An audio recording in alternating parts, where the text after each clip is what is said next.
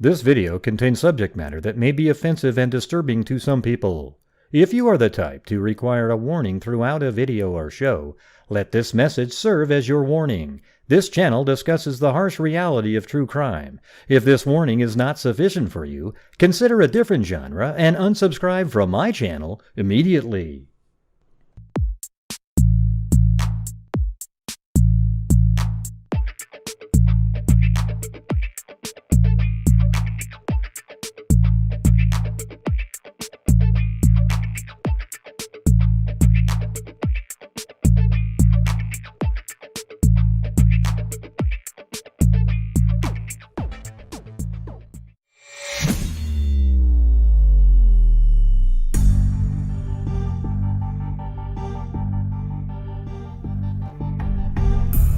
Yeah.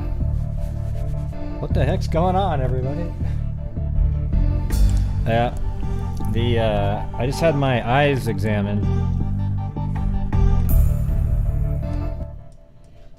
And they put some of that whatever it is in your eye to make it so that your eyes dilate, so everything's kind of weird looking. You know, still has a weird peripheral kind of something going on there. Yarg.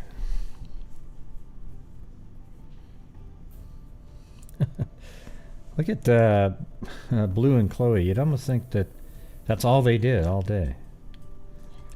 But yeah, right now my eyes are a little bit weird, so you know, but I'm here anyways. And thank you, Georgina Stoliker.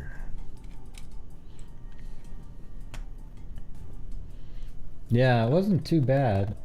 It was less bright, but for some reason it's still a little something different on the edges, kind of. Well, I'm not feeling bad. My eyes are just kind of, you know.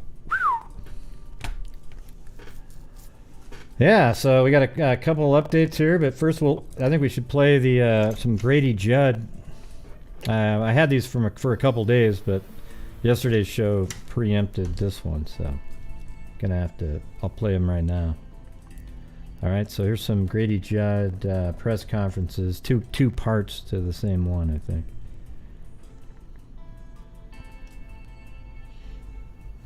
Everybody loves Grady Judd. See, Grady Judd is he's popular on this channel. He's the one that says these comments. Watch.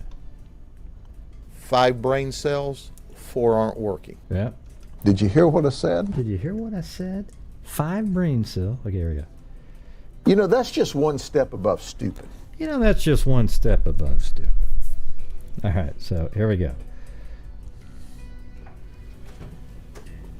Hello, everyone. Thank you for being with us today. And we have a couple of things we need to speak with you about. Looks like the lip sync isn't really... Hold on, let me try something.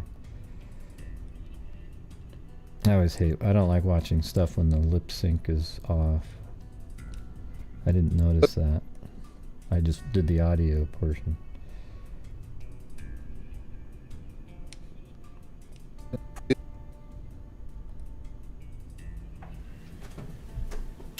Hello, everyone. Thank you for being with us today.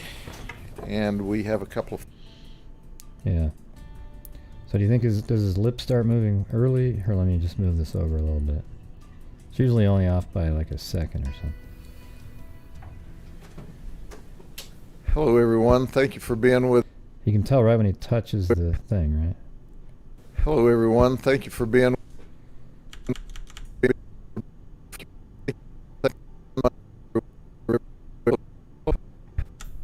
See, they have him hitting it. That's right when he's grabbing the mic right at that spot. So I'm going to move that to right there, and then let's see right when he grabs it.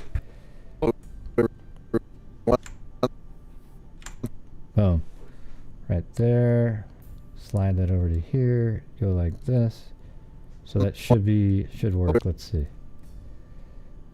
Hopefully his lips match up right now. Should be close. Thank you for being with us today. And we have a couple of things we need to speak with you about. No. I thought I was going to be, but... Does his lips seem to move first? Let me just see. Hello, everyone. Thank you for being... See, the first part is synced up. It's weird. You can see his lips move, and then something happens. Hello, everyone. Thank you for being with us today.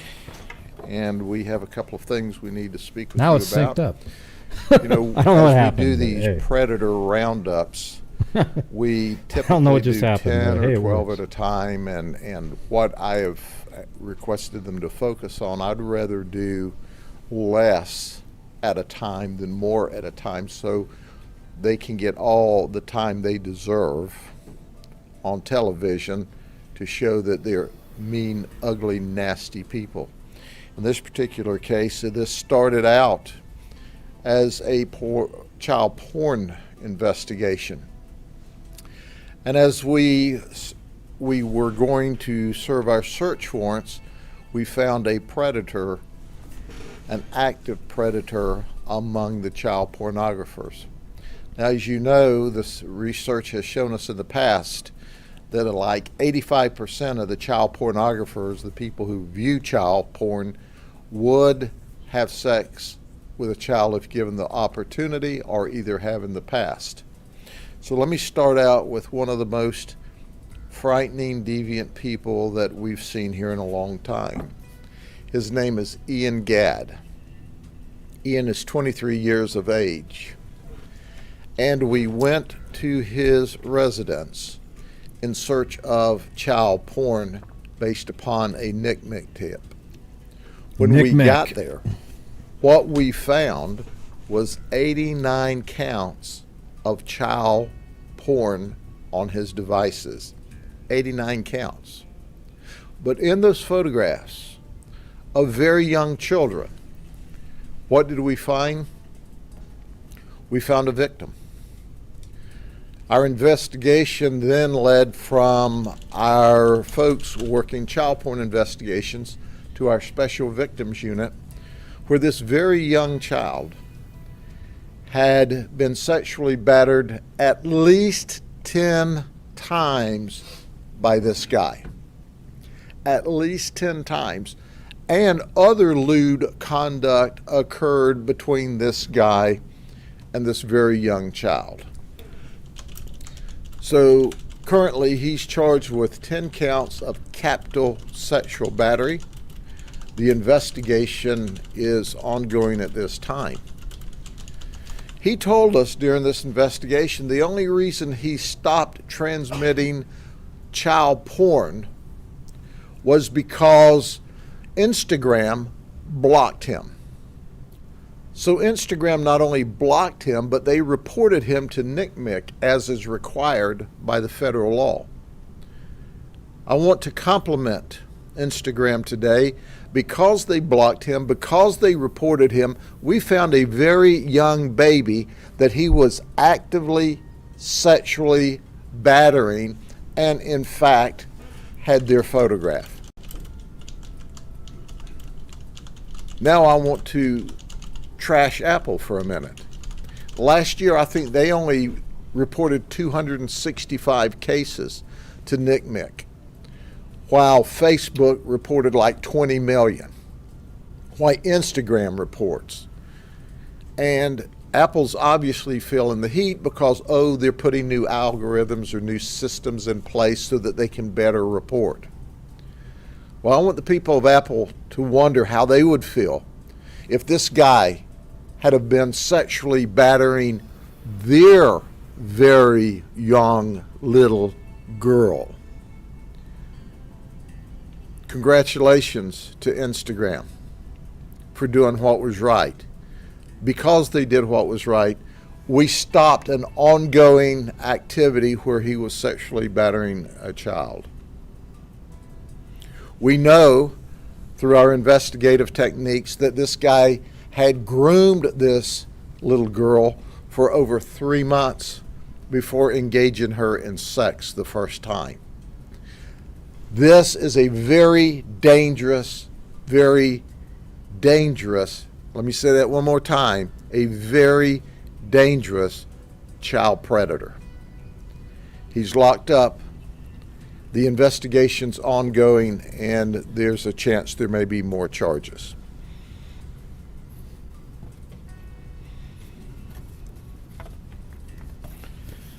And then, of course, there's Billy Jordan Rose. He's charged with 38 counts of child porn. But what we noticed as we went through his different counts of child porn, his focus or his interest or the majority of things that we saw online were infants as young as in diapers.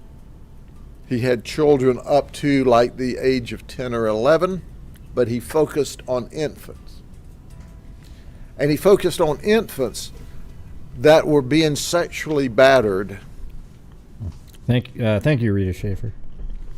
He confessed to us.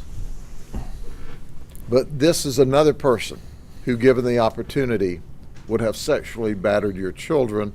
And we donate a lot of money to NCMEC, so it's always good to see them getting involved. Estimation based solely on the investigative conduct that we saw of him.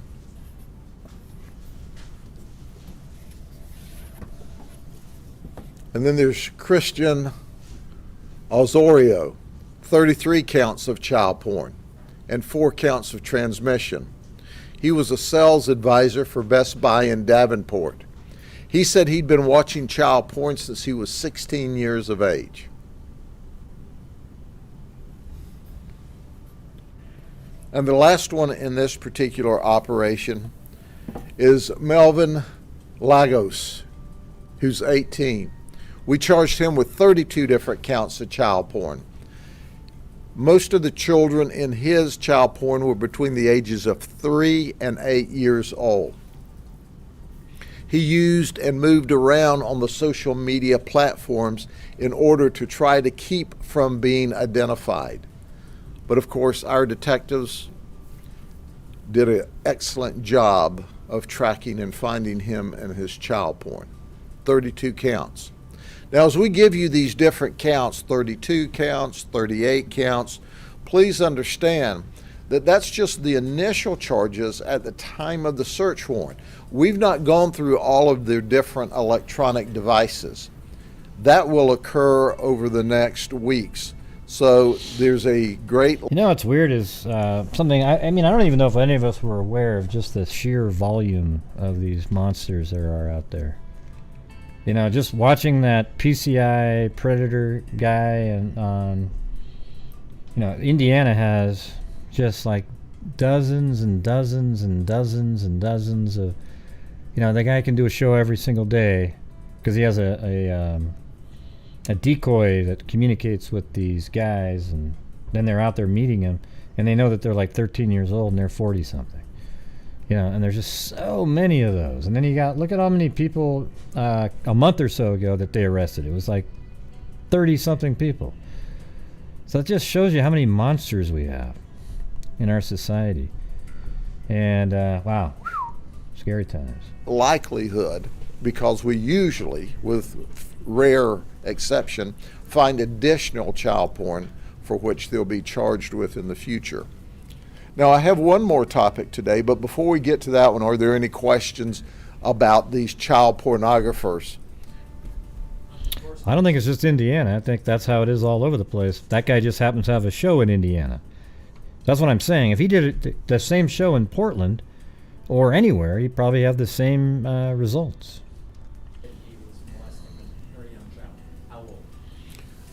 We can't release her age because it would help lead to her identification, but when I tell you she's young, she's very young. He was not just molesting her, he was sexually battering her. Okay? It's disturbing to ask, was she in the images that were taken? Yes, she was. And he was taking videos in addition to still shots. We can't see where he's published the videos yet. That's still under investigation. But he was videotaping himself sexually battering this very young little girl. God. There's not enough time or adjectives to explain my rage and frustration with someone that would do that, and then to take videos and pictures. We did see the pictures online, but not the video clips yet. But I can't imagine why he wouldn't share those, because it's bragging rights for these people that are deviants and that are. See what he's talking about right here makes you kind of wonder. I mean, it makes, just compare it to what might be going on in the Delphi case. These groups of people, and that's why they share accounts. Hey, look at the one I got. Look at the one you got. And they're all sharing the images and videos and things that they get sent to them. You see?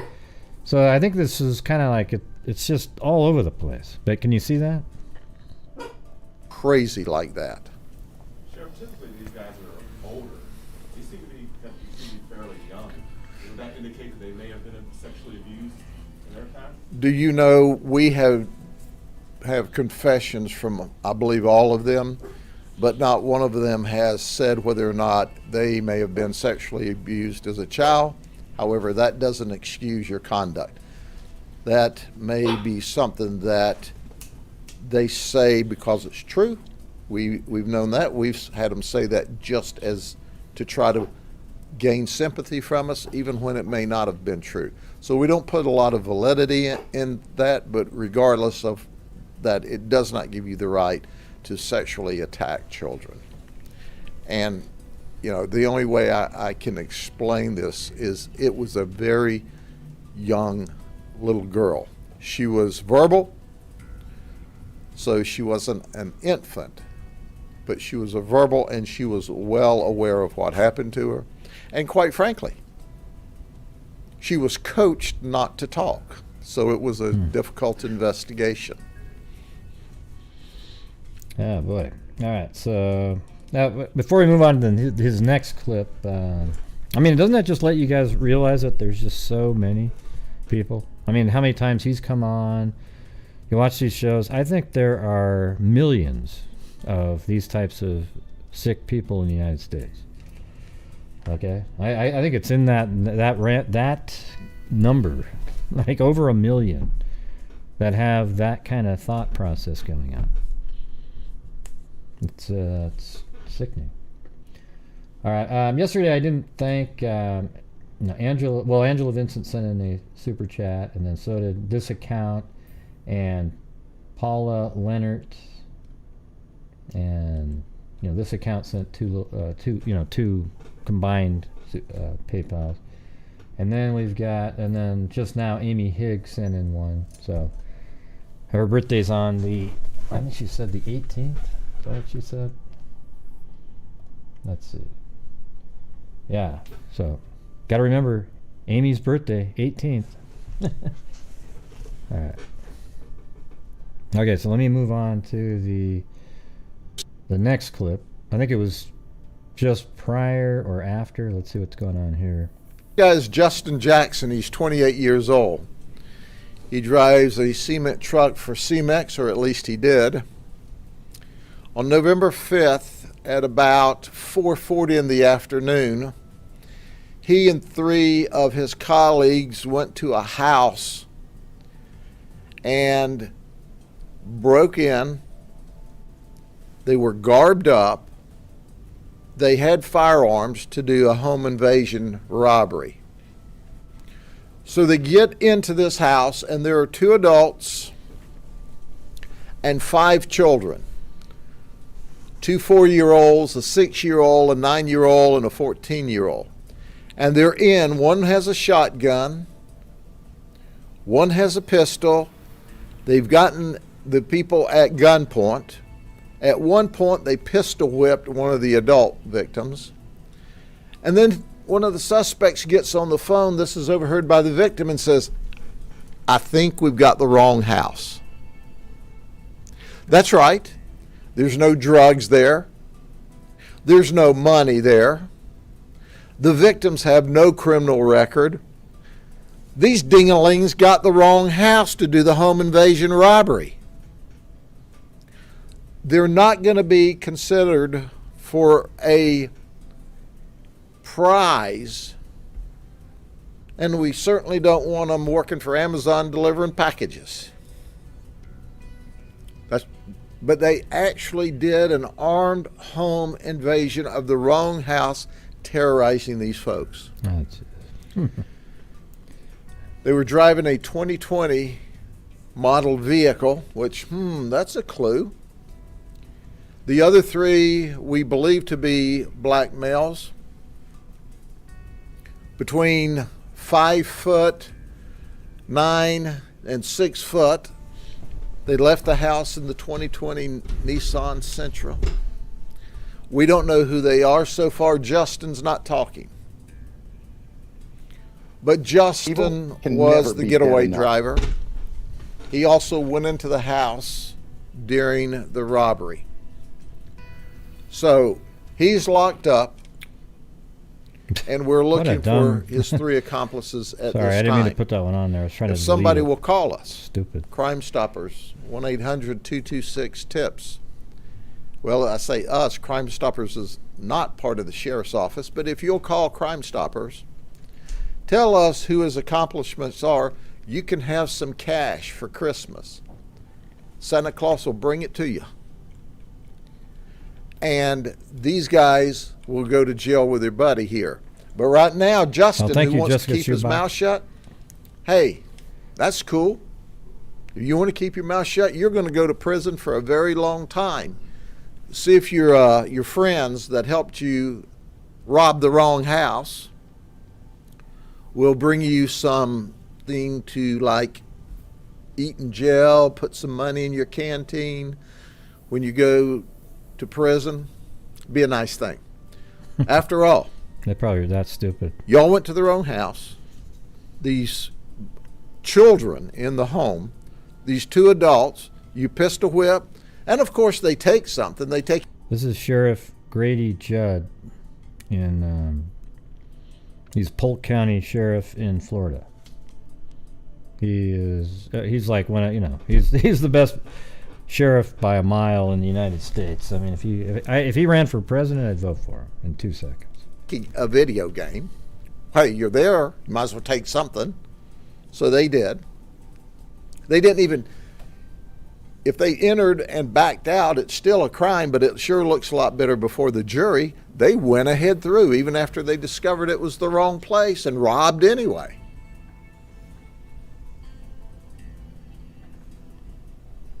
Wrong house, no drugs, no money, innocent people robbed at gunpoint in a home invasion robbery. I'm very proud of my detectives. We've got this guy in jail, and we're going to find the others. That's why we encourage people to call Crime Stoppers.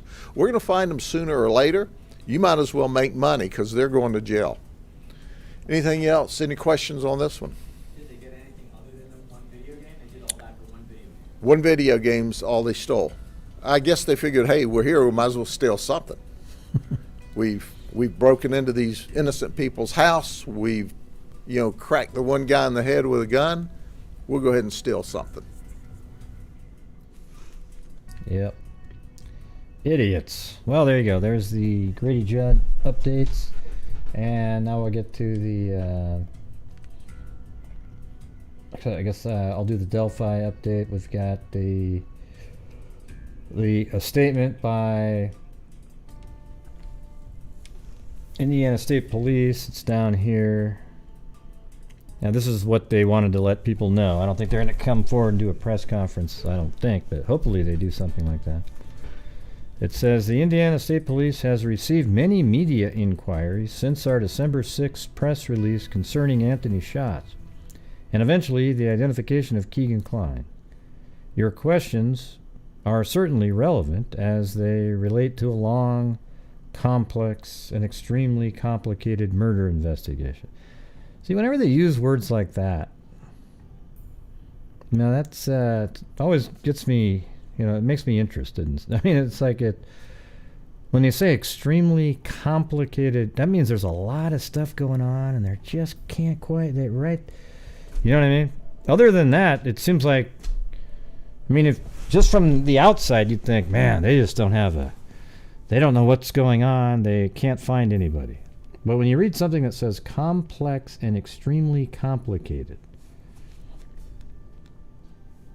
then you start thinking they're more onto something than any of us might believe.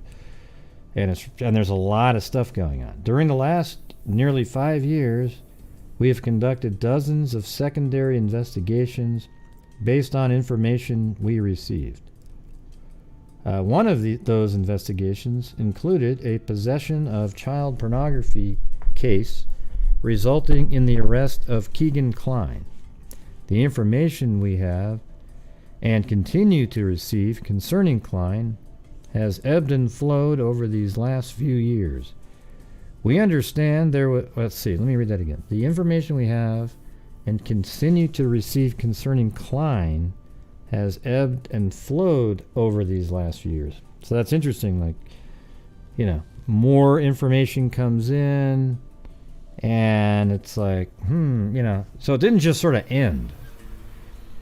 We understand there was a period of time that passed between 2017 and 2020 when Kline was not arrested. See, that's what a lot of us were like, why the hell didn't they arrest the guy? And incarcerated for possession of child pornography. So why wasn't he arrested? He had the child porn. He should have been in custody. Once the Indiana State Police presented the criminal case to the Miami County Prosecutor in June of 2020, immediate action was taken by both the Indiana State Police and the Miami County Prosecutor's Office, which ultimately resulted in Kline's arrest. Like so many other pieces of this investigation, we will always review, learn from, and make any necessary adjustments. So it sounds like they feel like they kind of made a mistake by not arresting him back then. We do not believe that any person has done anything intentionally wrong, which means they did do something wrong. They just don't think it was intentional. But we will continue to critically evaluate our efforts. We know there is enormous interest in the why of everything we do, but we cannot and will not speculate. Well, that's not speculating. You would just be saying what you're doing. One day you will have the opportunity to see and know what we do, and we look forward to that day. It's a little bit positive. It sounds like they're pretty sure. Wow, I like that last sentence.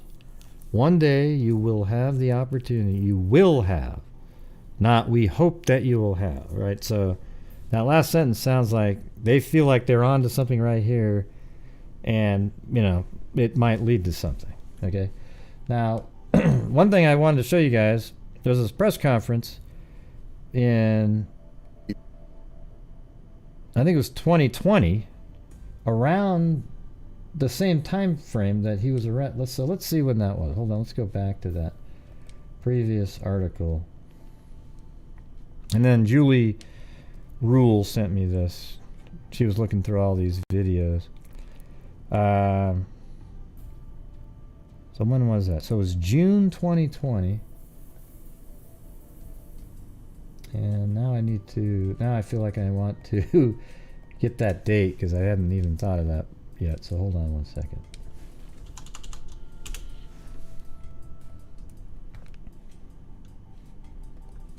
Let's see.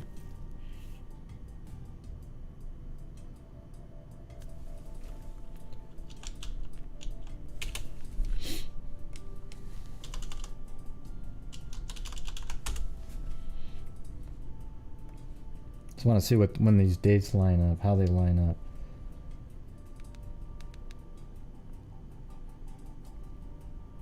That one she sent later.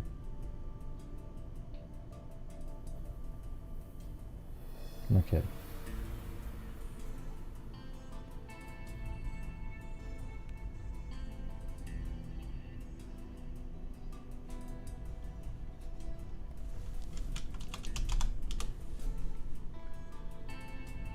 Okay. So this was,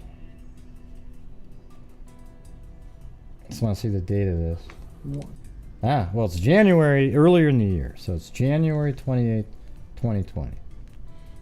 Okay, so what we're going to watch now was filmed in January 2020. Thanks, RM. Appreciate it. All right, here we go. Public Information Office. To my right, you will recognize this man from everywhere, Superintendent Doug. Do you want to listen to? It's only. I think it's like maybe 10 minutes, 12 minutes long. If you guys want to listen to this whole thing. Carter, so honored to have you on the show. Thanks for having me. And of course, regular guest from the PIO office downtown, First Sergeant Ron Galavis. Good morning, John. Thanks for having me. Yeah. So the Roadshow is brought to you each and every week by the Indiana State Police Alliance and Cops for Kids, a subsidiary of the State Police Alliance. For more information about our sponsor, you can visit them at www.indianasfinest.com. A special thanks to MS Communications, Ms. Terry Stacy, Kyle Knezovich, and Matt Hiblin for all they do to get this on the airwaves every week from corner to corner of the state of Indiana. We appreciate their efforts, and of course Network Indiana as well. So here we are, Superintendent. This isn't a show that we look forward to talking about, but it's important, and coming up on the 3-year anniversary of the Delphi double homicide, a case that you've carried very, very close to your heart for the last 3 years, and just kind of an update on where we are with it. Well, it's hard to believe it's been almost 36 months ago since Abby and Libby were brutally murdered. You're right. The case lives with all of us. My job is to keep it at the forefront, and I'll do all that I can do to make sure that happens. And apologize for my voice. Yeah, it's one of those. It's that time of the year, and I'm driven by their memory. I'm driven by their family and that community. Remember, it was on the heels of the Flora fire, which occurred in November of the year before, of 2016. Devastating for that community. Devastating that killed those 4 little girls. So those 2 cases in rural Indiana represent evil in America, because the city of Delphi is any small town USA. Absolutely. Thanks, And CJ. I saw that community do, and how they came together to support the family and relatives and friends, and finally us. I'll carry it with me for the rest of my life. You know, and all 3 of us, we sit here together combined with more than 70 years of police experience, and we've all can close our eyes and see the faces of those victims of those crashes and those cases we've worked. But this one had a unique feel because of the community outreach, and because we had a video, we had audio of our killer, and I can tell you, sitting in that command center a week afterwards, it just seemed like we were on the right track, and here we are almost 3 years later, still working our tails off on it. You know, John, it's interesting you bring that up, because that's what keeps me awake at night too, because we can go back in time. This is almost 2 years ago. And evaluate, not to compare, but to evaluate. And are we going in the right direction, doing the right things, asking the right questions, interacting with the right people? I can't remember a time in my career where we have a photograph, sound, movement, and we're one step away, because somebody knows who he is. Every family member would know a family member if they looked at their body without their head. Yeah, see, and now he's saying, know who he is. So at this time he's talking about, I think he's just referring to the killer on the bridge, the guy that you see. I mean, that the person on the bridge is the killer. One of the, here's the thing, is now we have to go, wow, maybe there's another one. I don't think there is, but the person on the bridge is the killer in the case. It definitely could be. Now that we've got this whole new line here, though, all these other options become available. Now, there's people that I see in my comment section that get upset that I was so dismissive of people like before, when they would mention social media and all that stuff. Well, that's because law enforcement said that. Okay? They literally told us over and over and over again, Ives, all of them, that they didn't see a social media angle to the case. All right? So maybe something got developed later. Great. But just because you got lucky and guessed that that's what it was, that doesn't mean, oh, man. This is how I do it. I just go with what law enforcement's telling us and try to put pieces together, and that's it. They would recognize the walk, the pants, the jacket, the hood, whatever that might be. Yeah. Somebody's living in fear, and I wish they'd come to me or come to us. Yeah. Who's arguing Bad with Feelings? Who's arguing? And Ron, I know at the time you were other side of the state in Fort Wayne, but this is also a case that I'm sure you followed very closely as it unfolded. talk about the complexity Yes. of something like Oh, wait. this. Hold on a second. Hit that like button. We got to get it over 300 or we'll have to keep the video paused. So even if it's to your chagrin, yeah, go ahead and hit that like button. Okay, so here we go. We're going to wait till we got 584 people here. I think 300 of them can hit the like button. So we're going to hold it hostage until... How's that going to work? Let's see. We'll play this one right here. I'm fired out of it, not Hit 10 the like down, button, 15, hit no, the I'm like at button, hit the like button, hit the like button, hit the like button, 20, hit I'm the at like button, hit the like button, hit the like button, 20, I'm 5 at 30, 25 at 30. You want to 30, sir, 25 of them, you're out. I'm Only at 228. You got to keep going, everybody. 30, now 5. 246. All right, one more time. I'm fired out of it, not 10 down, 15, no, I'm at 15, I'm at 15, 20, I'm at 15, I'm 20, now 5 at 30, and 30, and 30, 25 at 30. You want to 30, sir, 25 of them, you're out. I'm at 25 at 30, 30, now 5. As soon as we get to 300, we'll be moving on. I'm tired of 270, 270, 270. Do I hear 270? Do I hear 270, 271, 271, 20, 75, 275, 275, 280, 280, 280. You want to put 30, sir, 25, there you're out. 280, 280, 285, 285, 285. Yeah, we got 285. Come on, 290, 290, 290, 290, 290. Somebody hit the dislike button. What a loser. Come on, hit it again. 291, 291, 291, 20, 20, 25, 30, 35, 40. 291, hey, we're 292. Come on, you can do it. 10 down, 15, 15, 15, 20, 297, 302. Yay! All right. Awesome, you guys. Unbelievable. All right, back to this. Because we have the video and all those things, and it seems like it should be so simple, but this isn't a 1 hour TV show. This is a real life. You're exactly Thanks, right, and everybody. we get communications from all over the place, on a daily basis, asking, hey, we have video, we have audio, why haven't we caught this person? And again, there's so many complexities, there's so many unknowns, questions that the general public has of us, the media has of us, that we also have, that we would love to answer.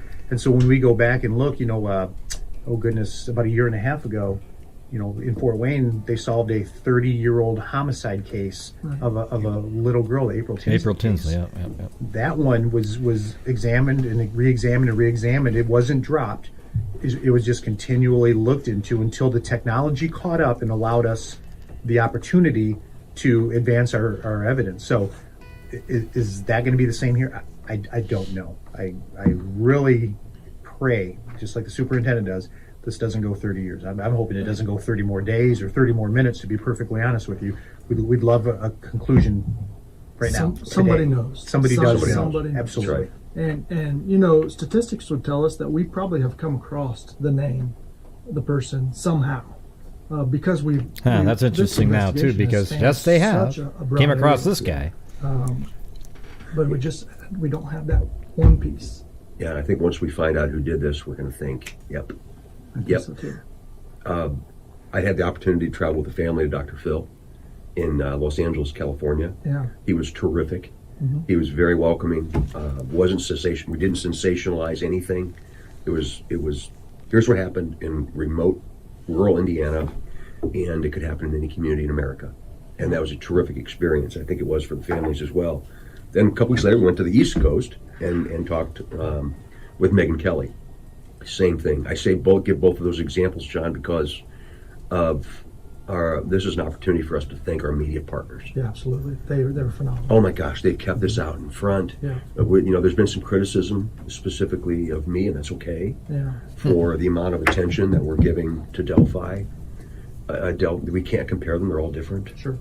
And with nearly 50,000 tips on one case, that makes it different. Absolutely. So kudos to our media partners out there. Sometimes we fuss and fight with each other like brothers and sisters. Mm-hmm. This is but 2020, just January, like 2 years ago. What they allow us to do here. Yeah. Gosh. There's a certain part in it later on that I want people to maybe we can try to figure out. I mean, it's pretty interesting. This is what Julie Rule sent me earlier. Yeah. It couldn't be more grateful. And just recently we're contacted by John Walsh and his show Get Pursued, and they're going to help us with this case as well. This weekend. Yeah. Coming up. So again, this is an all hands on deck investigation. It has been. I don't want people to think that we've given up, that we've pushed our chairs back and said we're finished, because that's not the case. No. Not even close. I said all along, once we finish, we're going to start all over again. Yeah. I don't believe in a cold case. Right. With technology today, Yeah. the way in which human beings communicate today, and with the interaction, I remember Jerry Holman and the sheriff of Carroll County saying once, when we're all done, we're going to start all over. Yeah. And that's exactly what we'll do. Absolutely, and I can tell you, First Sergeant Jerry Holman has kind of led this investigation that has so many incredible people involved. But I can assure you that there's not a day that goes by that he doesn't do something with this case. Oh gosh, yes. Phone calls, emails, reviewing evidence. You know, he is still, almost 3 years later, actively involved in this investigation. As is Jay Harper, who was one of my classmates. You know, he's been on the department 35 years. A young trooper. You know what's weird is when somebody else types, like Candalee Woodward Stone typed in January 2020, and then all of a sudden other people typed in, watch, here comes Zozo, January. Ah! I called it. Boom! Right there. I knew it. Oh, I knew The sign it. there, David Vito. Oh, God. Right when I was saying it, it popped up. That was hilarious. To experience It something won't of this seem like to you, but for me, right when I was saying it, it popped up on the screen. magnitude. Yeah. And this is one of those cases that very few agencies in the country could handle. So we've had there's lots of partners. Right. You know, Carroll County. Well, we're actually not even the lead agency. That's correct. On paper. That's right. That's right. Although we've kind of assumed the perception That's of hilarious. that. The Coordination of. The Carroll County Sheriff's Department is heading this up, and we're getting assistance from, FBI and all the federal agencies. Right. We've had hundreds of people from the ISP involved in this, and we will continue to as long as I'm here. And where can people send those tips if they do think, you know what, I'm hearing this, I'm seeing this, I'm not real sure. Like I think it could be my neighbor, but yeah. Well, I receive at least 2 to 3, maybe more than that, a week. Okay. Directly. Yeah. And so I'm only going to give you my perspective. You can talk to anybody dressed funny like us. Absolutely. And I hope that they'll do the right thing and get that correct information. Our website, it's alive and well on our homepage of the State Police website. The Carroll County website, Delphi PD, all of those people that are involved, please, if you're listening to this and you have a bit of information that you think is likely not very important, it might be to us. Very much. We have a completed puzzle right now, and it's an aerial view of what happened to those 2 little girls. Yeah. The only thing we're missing is who. Yeah.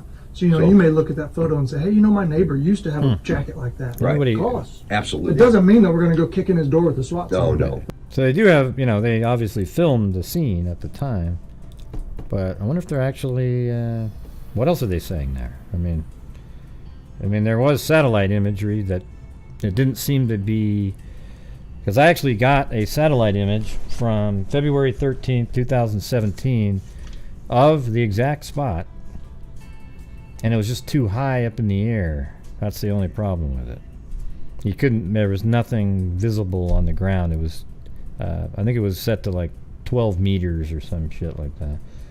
But we need that information. Absolutely, I totally agree. You said it in an interview the other day. We're one tip away. Yeah. One tip away. They're always one tip away. Yeah. Yeah. Hey, welcome, Diana. Let's change, because that community was hit with 2 devastating events in a short time. Yeah. Let's shift gears to the Flora fire and talk about that's So still. we're going to talk about the Flora fire here in a second. But I also want to mention, I appreciate all the comments. I made a post in the community section. Somebody made a comment, and most of you guys don't agree with it. But some people were like, you should never talk about other YouTubers. Well, my thing is if there's YouTubers out there putting out false information and pretending things are true, I think it's sort of up to other people to call it out, because too many people believe it. So unfortunately, that's what I'm always going to do. All right, and so you'll just have to deal with it. And also, when you guys send in super chats, every one of you knows that when you send super chats, the channel membership, that it all goes to goes into my YouTube account, and then I donate 40 to 50% of the net income to the various charities that we do all year. And that by doing that, it allows me to continue doing the show every single day, And we're able to donate tons and tons of money to charity, way more than you would do if you just kept constantly trying to do fundraisers all the time. Now, when people say, oh, well, man, their channel donates a lot of money, and they do fundraisers, it's not the same thing. Okay, when you do a thing where you get everybody, hey, everybody send into this thing, it's different, right? Because on here, you guys are sending it into the channel, and then from the income from the channel, it's being sent out there. Okay, it's it'd be impossible. Like if you just sat there and did fundraisers after fundraisers, people would get burnt out. But I think a lot of you guys like being able to support my channel at the same time, and you want me to keep being able to do this. So that's just how it goes. All right. Let's see, what was the other thing? And yeah, I mean the thing is on this channel, I mean I just am who I am, right? But one of the comments, the part that made me mad was that said that I cut down donors, like somehow I'm dissing on people who send in super chats. I mean, it's never, that just isn't something I do. And then somebody was talking about a pizza delivery person might not have the money, and what have I said to a pizza person? I've always told everybody, if you can't afford it, don't worry about it, okay? If it's people that can't afford it, then thank you, all right? But if you can't, it's not like I'm not forcing anybody to do anything, all right? So I don't really understand the thought process of a lot of people. It's a little bizarre, but hey, it just is what it is, all right? So if you guys would like to help out my channel, we've got the super chats and channel memberships, and there you go. All right, so here we go. So now they're talking about the Flora fire investigation as well. It is, and there's a couple of components of that I wish we were able to complete. We haven't been able to do that yet. Again, I've been very careful not to get myself involved. Sure. I tend to screw things up. Sure, we'll do. But our investigators are incredible. They're awesome. Oh my gosh, they're awesome. Yeah. I will stand ready to support them at any hour of the day. We've traveled to multiple states in this country. Yeah. To try and find out who set that fire. Now, listen, I don't believe that anybody set it intentionally to kill those 4 little girls. I don't believe that. I hope I'm not proven wrong. I mean, I could do that, Dan Carr. Dan Carr says, what if you typed up what you just said about where the donate? You know what I should do is put it in the intro audio, with the... it's a little paragraph. Thing is, it doesn't matter even if I put it in the paragraph. I say it so often that if you don't realize that that's what's going on here, then there's something wrong with your brain. I literally say it at least once a show. It's just over and over and over and over and over again. Okay, and the reason I do that is because I want people to be absolutely sure of what we're doing. Okay, it's crazy. I'm probably the most open of all the people that do this. Now, people go, Gray, you're just untrue when you say that. Let me ask you this. Have I ever said that I was the only YouTuber who donates money? True crime YouTuber. And the answer is no. I've never said that. What I've said was there isn't anybody that's come even close in the, I would say in the sub range for sure, that's done anywhere near 60-something $1,000 since last year. Okay, it's not even close. If you can, and I'll tell you what, if you can find anybody within the the Delphi genre, sort of the live true crime, the ones I'm talking about, that have done anything like that at all, you let me know, because it's not even close. Hey, Greg, I gave $50. It's cool. Any nickel that you do, but what sucks is they go on and on and on about how shitty what we're doing is. So even if you're on that other channel and you donate $50 at the end of each month, good for you. But at the same time, don't bash what we're doing, because we're actually trying to make a difference. We are making a difference. It's not just trying. That's a difference. Thanks, Tracy. All right, what do we got here? Yeah. All right. So let me continue. So right now they're talking about. I want to rewind it a little bit here. They're talking about the Flora fire. involved, so I tend to screw things up. Sure, we'll do. But thank you, Tracy. They're awesome. Oh my gosh, they're awesome. And I will stand ready to support them at any hour of the day. We've traveled to multiple states in this country to try and find out. I doubt it, Terry. Who set that fire? Now listen, I don't believe that anybody set it to intentionally to kill those 4 little girls. I don't believe that. Thanks, Zozo. I hope I'm not proven wrong. I think it was a I know a YouTuber gave 200,000. Of course, they're anonymous. Again, I hope somebody will talk to us one day. Yeah. And so, ridiculous. in a short span of time, that community lost 6 young lives. From November to February. And I want to paint a picture for folks that maybe aren't familiar with what that community looked like in the days after. Yeah. I've never seen anything. And like does that hey Terry, does that YouTuber have like 1 million subs or just 100,000 subs or less? That's what I'm talking about. Like, I would hope that Kendall Ray or somebody like that donated a ton of money. She probably makes hundreds of thousands of dollars a year on YouTube because she gets so many views, she has so many subs, she's got a lot of sponsors and that kind of thing. We don't have any of that. I know you're talking about money, but you said a YouTuber did, Terry. I haven't either, John. No. Our command center was packed to the ceiling with drinks. Lunatics show up on every show, you guys. We had lines at the door of people saying, "Can I hand out flyers? What can I do?" Right. And so, what can they do? 3 years later, what can that? All right. I keep getting distracted. I'm going to go back to the Flora incident. Support them at any hour of the day. We've traveled to multiple states in this country to try and find out who set that fire. Now, listen, I don't believe that anybody set it to intentionally to kill those. No, we just do it on Sassafras Cath. We just do it on the show. Every single, at the end of each month, and I add it to the total. You guys see it every single time. That's the difference. It's easy. And, we donate large chunks, so there isn't like thousands of different, thousands of different companies that we're donating to. It's usually like Texas EquiSearch, NICMAC, RAIN, sometimes the Innocence Project, etc. Little girls. I don't believe that. I hope I'm not proven wrong. I think it was a consequence of a bad choice. And again, I hope somebody will talk to us one day. Yeah, and so in a short span of time, that community lost 6 young lives. From November to February. And I want to paint a picture for folks that maybe aren't familiar with what that community looked like. Hey, let me ask you something, Terry, up there. Did you actually see it on the screen? Did they show it when it happened? Or they just say, how about this, everybody? From now on, this is what I'm going to tell everybody. Hey, I just donated $42,000 this year. I'd like it to be private, so I'm not going to show you any of it. But, trust me, I donated $100,000, okay? Yeah, it's just ridiculous.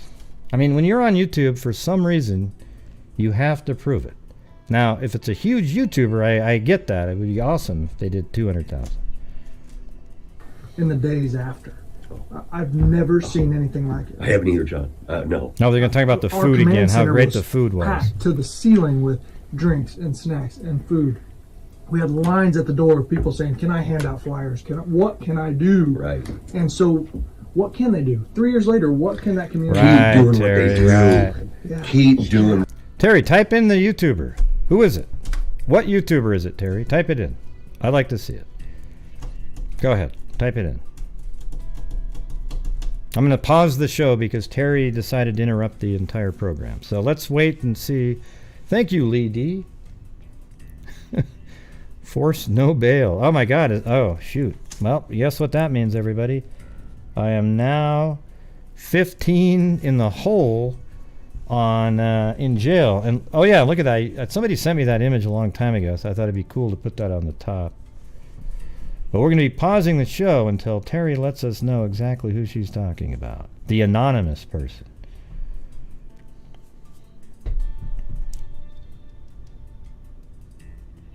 None, Terry. And by the way, how do you know Terry?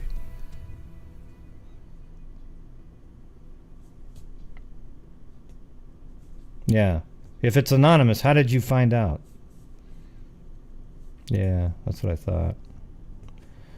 Darn it, we're just stuck here now. We are now in prison because Lee D gave me a negative. Yeah, absolute crickets, isn't it?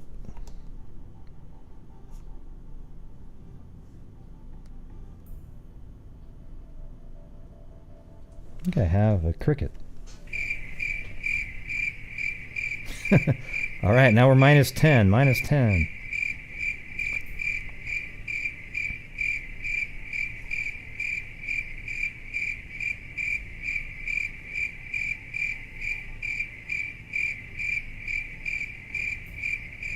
Hey, Terry Dipshit, tell us the name. Go ahead.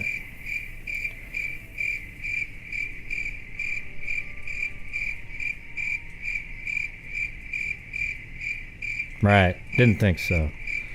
All right, have a good one. I like your last name, though. It reminds me of one of the cool freaks.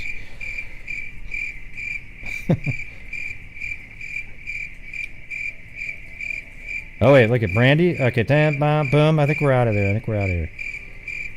All right, let's see. Where is the... I'm going to remove the person so we can... it's causing too many... It's distracting the show. Okay? Distracting the show. All right, I'm out. Thank you, guys. You just broke me out. All right, crickets are done. Yeah, that's what it feels like. She doesn't really know what she's talking about. I know, think about that. You know what? Here's one thing I would suggest to everybody. For yo bail. Okay? I'm gonna be honest with you. And here's the thing, when you send in reward money, you get it back, right? If nobody claims it. So, you know. Look at it. Here's how it goes. Right?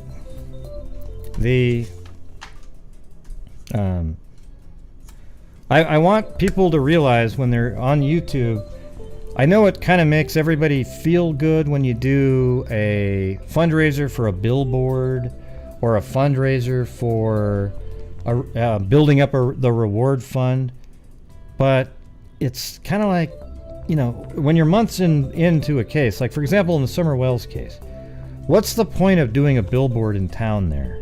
Everybody knows exactly what she looks like. All right? So you spend thousands of dollars on that. You could have sent it to NCMEC or some organization that actually helps in situations like this.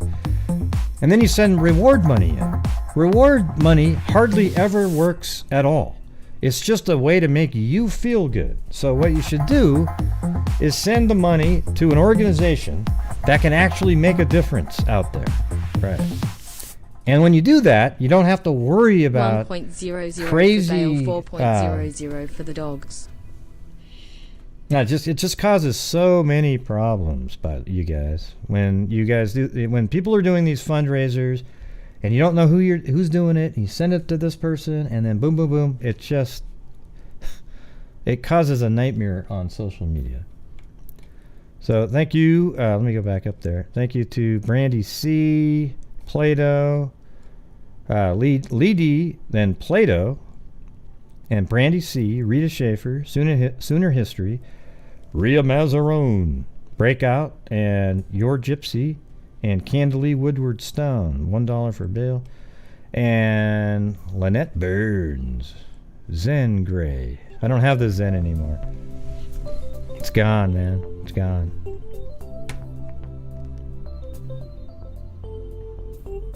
No, billboard money does not help at all. Sorry. Go look it up. There's studies out there.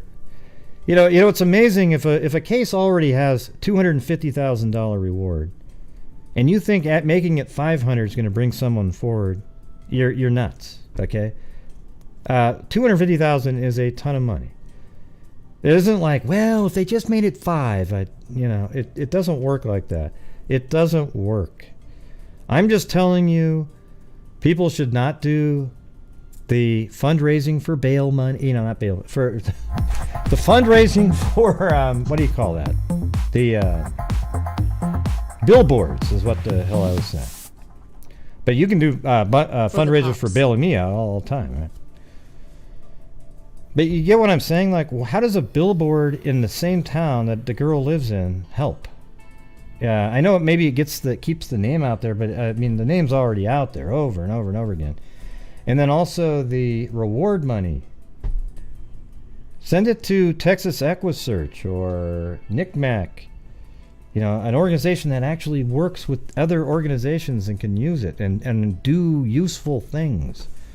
I know it makes people feel good, though. You know, it's like, yay, we all sent money in for a billboard. I don't think it's thought through at all.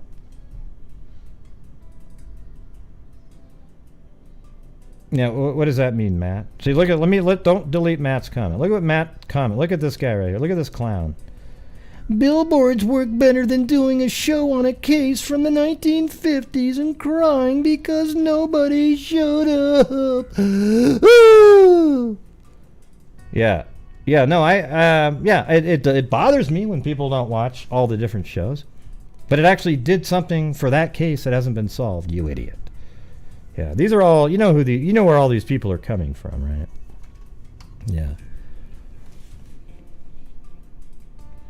All right, so gonna have to hide that guy on the channel. Good luck to you. All right, here we go. So there's something interesting coming up in this press conference coming up.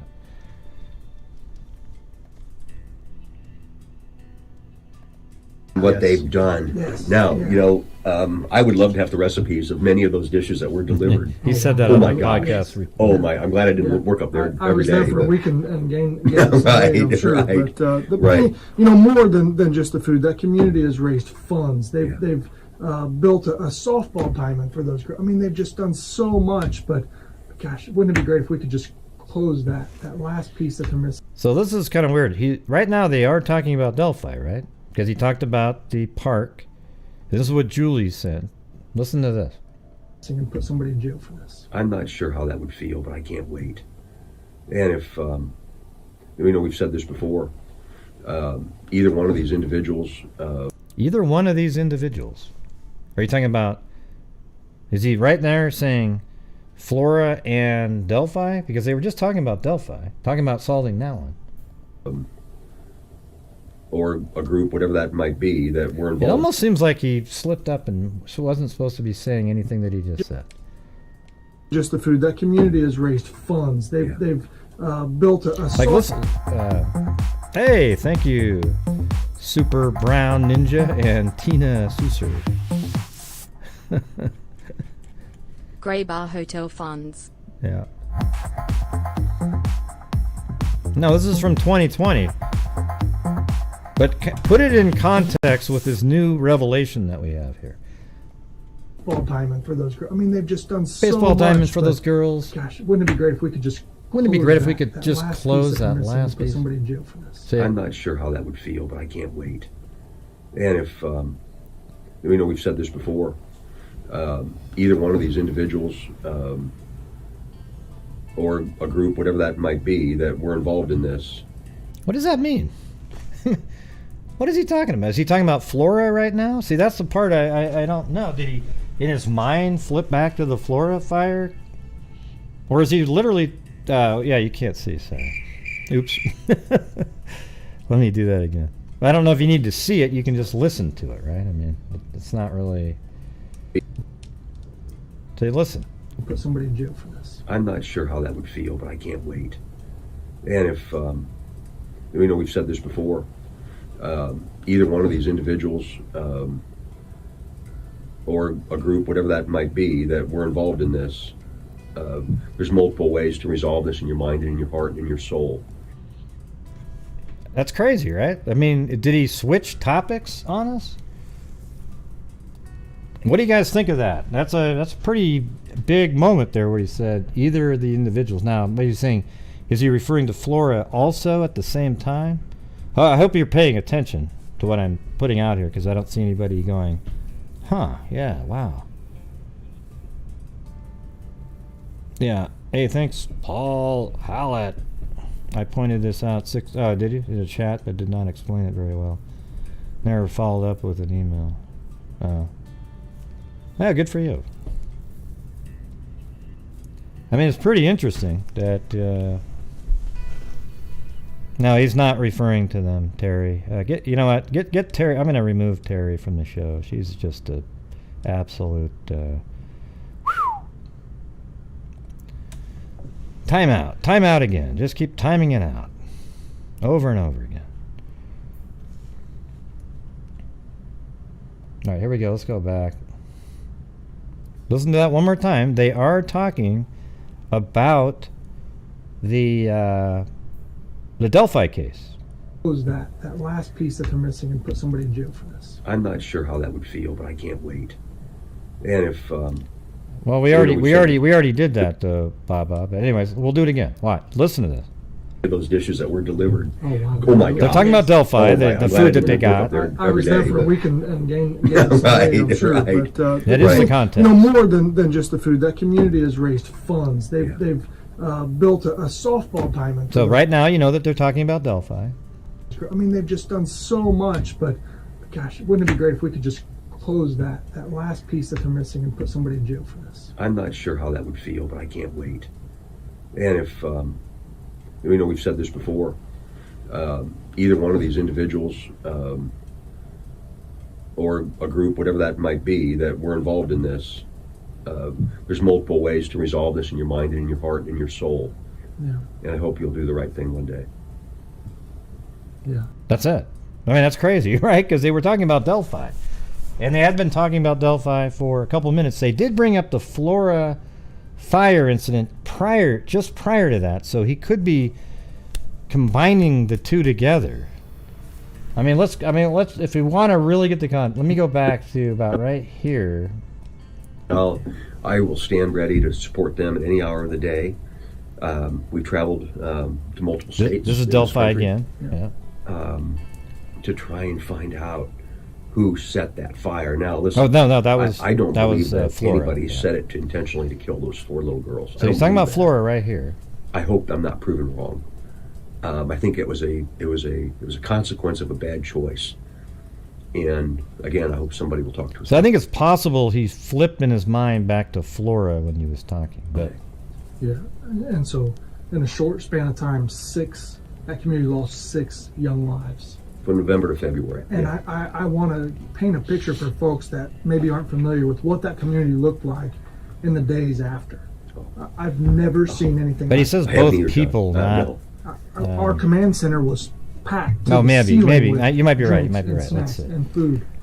We had lines at the door of people saying, "Can I hand out flyers? What can I do?" Right. And so, what can they do? 3 years later, what can that community keep doing what they do? Yeah. Keep doing what they've done. Yes. Now, I would love to have the recipes of many of those dishes. I don't know what that means, Paul. Oh my gosh. Yes. Oh my! I'm glad I didn't work up there every day. I was there for a week and gained some weight, I'm sure. Right. But Right. More than just the food, that community has raised funds. They've built a softball diamond for those girls. I mean, they've just done so much. But gosh, wouldn't it be great if we could just close that last piece that they're missing and put somebody in jail for this? I'm not sure how that would feel, but I can't wait. And if we've said this before, either one of these individuals. Or a group, whatever that might be. Okay, maybe he's saying either one of these individuals, meaning the killer in the Delphi case and the killer in the Flora case. Or, maybe there's other people too. Okay. Be that we're involved in this. There's multiple ways to resolve this in your mind and in your heart and in your soul. Yeah. And I hope you'll do the right thing one day. Yeah, absolutely. So we have about 3.5 minutes here, Ron. This investigation has gone outside, and what people often do is they take to the internet. I mean, I originally thought and they send us a both, picture but then it was of like, God, somebody they weird go to church with, side by side with a picture of our sketch. Oh yeah, listen to this part, everybody. Listen to this part. Listen to this one. This is important for all the wackos who do the side by sides with sketches. I mean, you know how useless that is? God. And they send us a picture of somebody they go to church with, side by side with a picture of our sketch or one of our, and say this is. And they're really that's kind of detrimental. It really is detrimental because now you're putting somebody out there, somebody else's face out there, unknowingly, unwittingly. We've only said that 1,000 times. May absolutely have zero to do with anything. Yeah. And now you're putting them potentially in harm's way. Right. And that is one thing that we really don't want. So again, as the superintendent said, if you suspect that neighbor, coworker, whoever that may be, please reach out to one of the many sources with which to convey that information, Yeah. so that our investigators, who you've so aptly described as hardworking and dedicated and burning the candle at both ends, they'll follow up on that, Yeah. and they'll run that down and either verify or exonerate. And remember, we can't give you a response to what we've learned. You know, that's the difference between us. We have to talk about what we know, not what we think. Right. Yes. And when people, I've heard some criticism about that, and I understand it. Well, I've given all this information, I never hear anything back. Well, believe me, we're keeping all that information. And remember, the sketch is not a photograph. Yes. I believe the murderer is going I to... mean, it's interesting how then it's all about Delphi again. So you're talking about Delphi with the ballpark and everything. Then he makes that weird comment, and then boom, all about Delphi again. So just out of nowhere, I don't know. He even admits in here, he goes, I get in trouble with a lot of things that I say. And here's another time.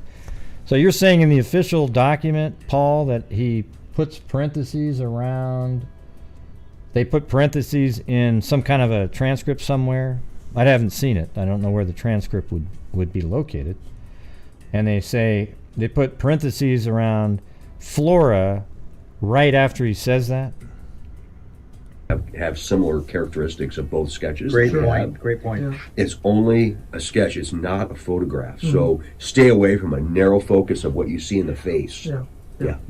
Yeah, again, So there he goes again. No, that's a great point. that has been detrimental to not necessarily to our case, but to members of these communities. Where do they Right. put the Getting a picture put out transcripts? there. Once it's Man, put that's online, kinda we can't deep. take it down. That's exactly They'll right. call us and say, hey, whatever it may be, I'm not part of this, and I don't want a picture out there. And And there's been some damage done to people. yeah. Yes.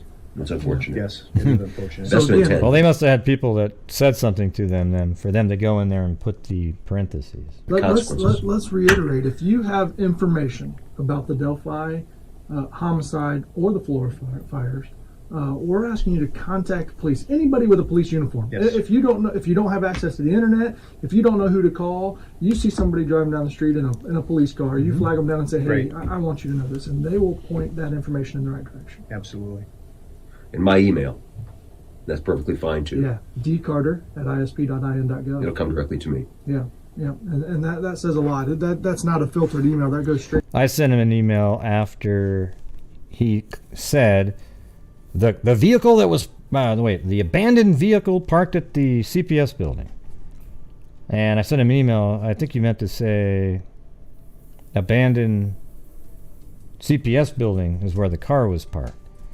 And he didn't respond, but he sent it to Holman, and then Holman said, "Yeah, they found a vehicle parked at the abandoned CPS building." Right. So the thing is then he's the one that said, "This is the new direction.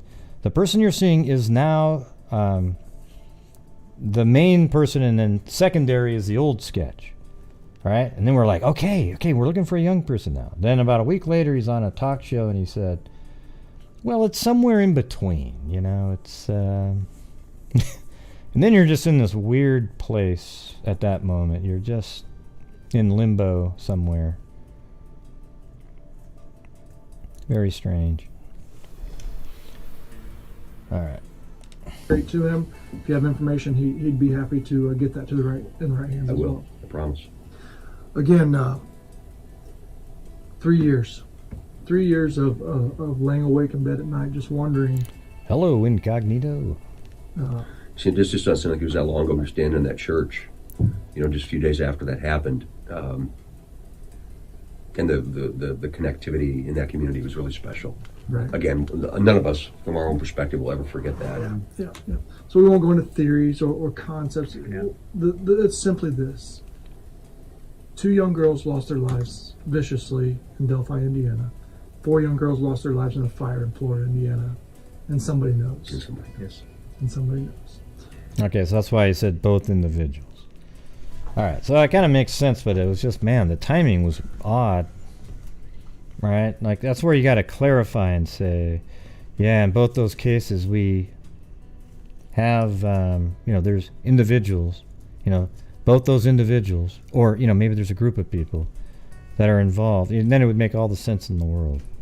But instead, it was just Delphi, comment, Delphi, so it went all the way to the end. So that does make it a little bit more difficult to decipher what the hell he's talking about.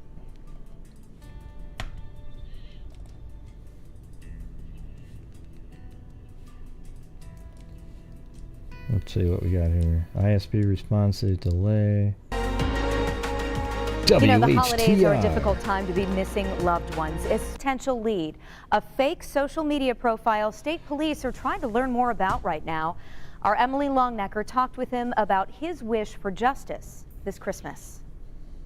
It's heavy to carry it around this long, knowing that somebody's done this and they're still out there. For nearly 5 years, Mike Patty has carried the weight of not knowing who killed his granddaughter Libby German and her friend Abby Williams on a nature trail in Delphi in February 2017. Nobody had a right to do that.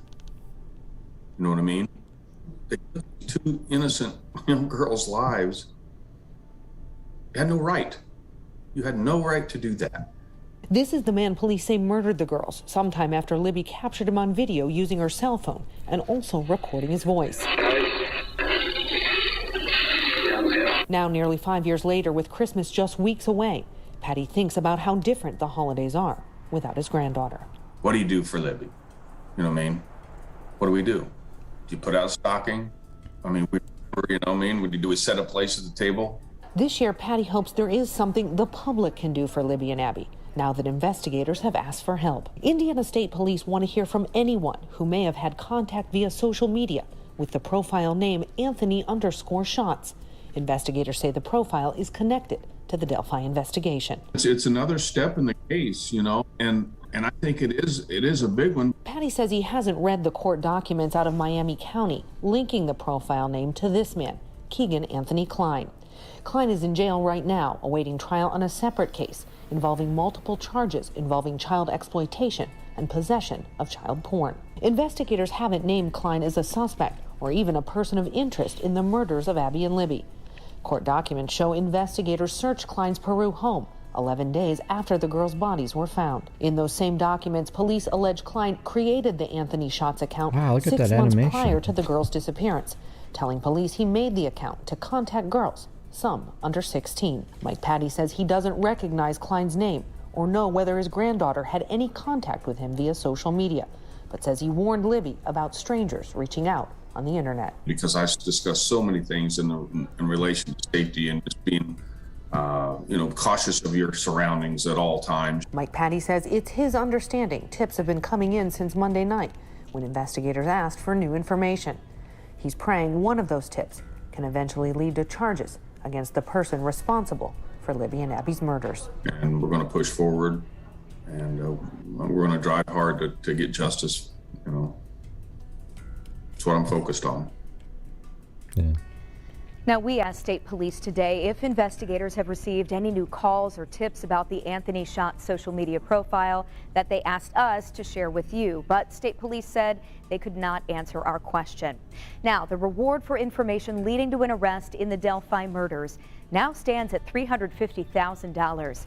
If you can help, email the Abby and Libby tip line you see here on your screen. You can also find it on our website tonight, WTHR.com. Now, Kegan Kline, the man who court documents say ran the Anthony Shots profile, is not charged in the deaths of Abby Williams and Libby German, but he is in jail right now on charges for crimes against children. Police right now are trying to figure out if there's any connection to the Delphi murders. Our Rich Nye hit the road to retrace exactly what led police to Kline. In February 2017, 11 days after the bodies of Abby Williams and Libby German were found, police served a search warrant at this house in Peru, where Kegan Kline lived with his father. Court records say Kline created the Anthony Shots fake social media profile to meet underage girls. Police allegedly found sexually explicit images of underage girls on multiple electronic devices. Kline was not arrested until August 2020. At his girlfriend's apartment in Kokomo. He faces 30 felony charges involving child pornography, but no charges in the Delphi murders. Kegan Kline was booked into the Miami County Jail on August 19, 2020, so he's been here for well over a year now. He'd have to come up with $26,500 in cash to get out on bail before his trial. So again, to be clear, there is nothing from police that connects Abby and Libby to that man. But Yeah, that's what you're saying, but I think it's really obvious. You know, there's absolutely, they put it underneath the Abby and Libby investigation. Obviously there is a connection. And there's actually people out there that have come forward that saw that account on Libby's Instagram.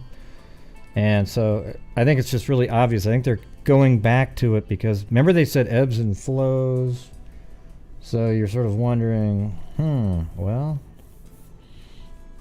is there something that, you know, brings them back to that profile over time, back and forth, back and forth? the only thing that is clear, investigators really want to hear more from anyone who's communicated with that account. We have a full timeline of... Now, I think it's just really clear circumstantially. I mean, you're calling the Abby and Libby tip line numbers, right? It's not like... Anyways, it just seems really obvious to me. And there you go. All right. Well, there... What do we got here? We got 639 people watching, and how many likes? We're at 381 now. Okay, so if you're watching, and you know, feel free to hit that like button. Okay, so you can avoid listening to the auctioneer yet again.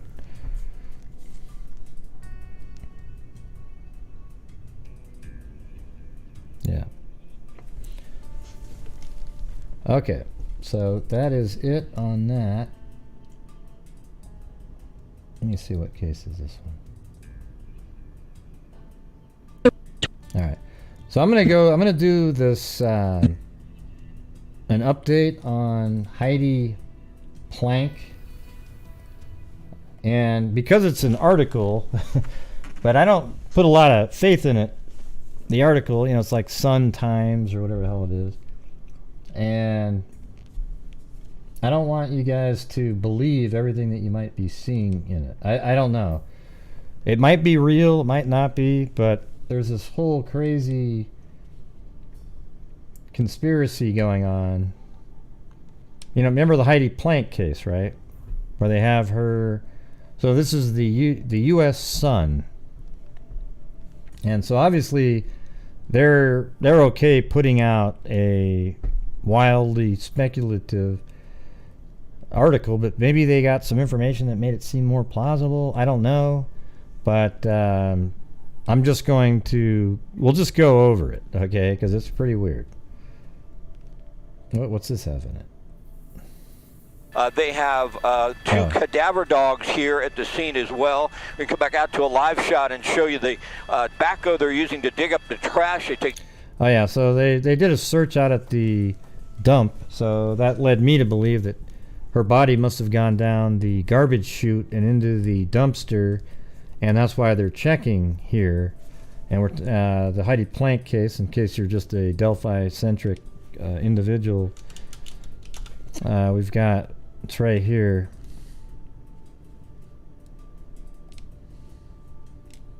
This is her apartment that she, or like a house that she lived at, but it was actually a house owned by her boss. And so you see her on surveillance on camera going from there to her son's football game. I think it's way over here, yeah.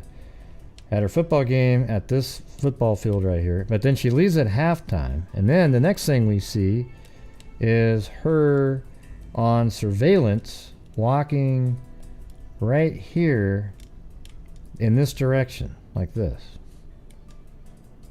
And then apparently in this building right here is where her dog was on the 29th floor, and apparently they believe that she met with a demise in the building, and her body ended up at the dump somewhere.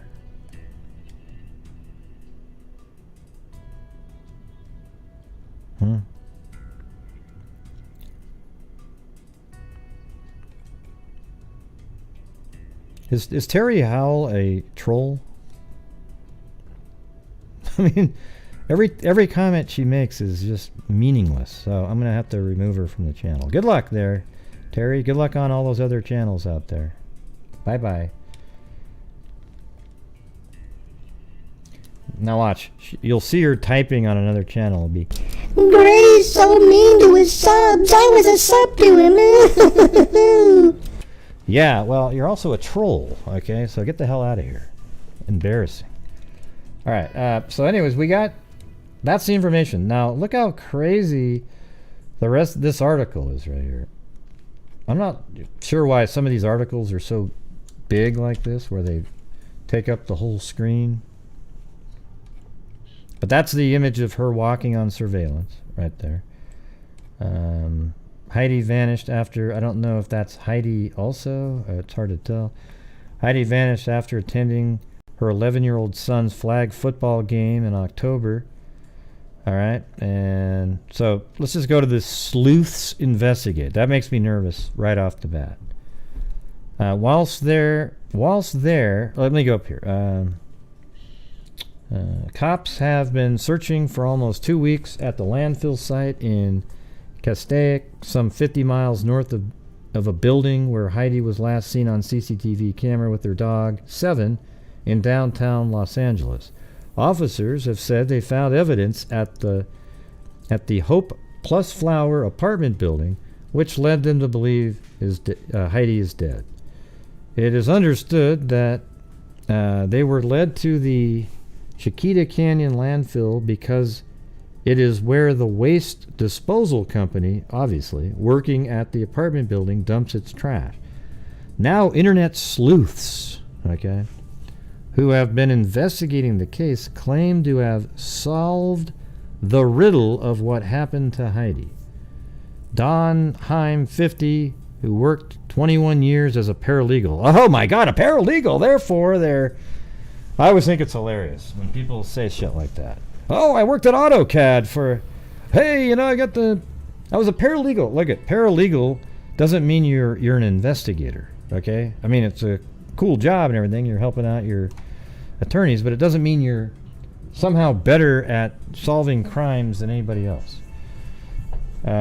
Just because the word legal's on there. Ooh, it says legal, therefore it's... So anyways, Don Heim, 50, who has worked 21 years as a paralegal in L.A. and co-hosts something like Ma and Boots, true crime in real-time show on YouTube, made the bombshell claim on Friday. So this is just some random person making this claim.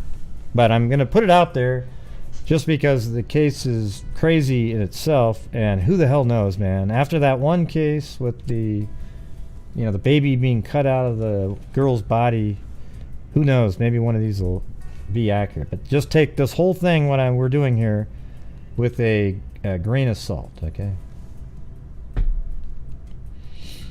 Let's see.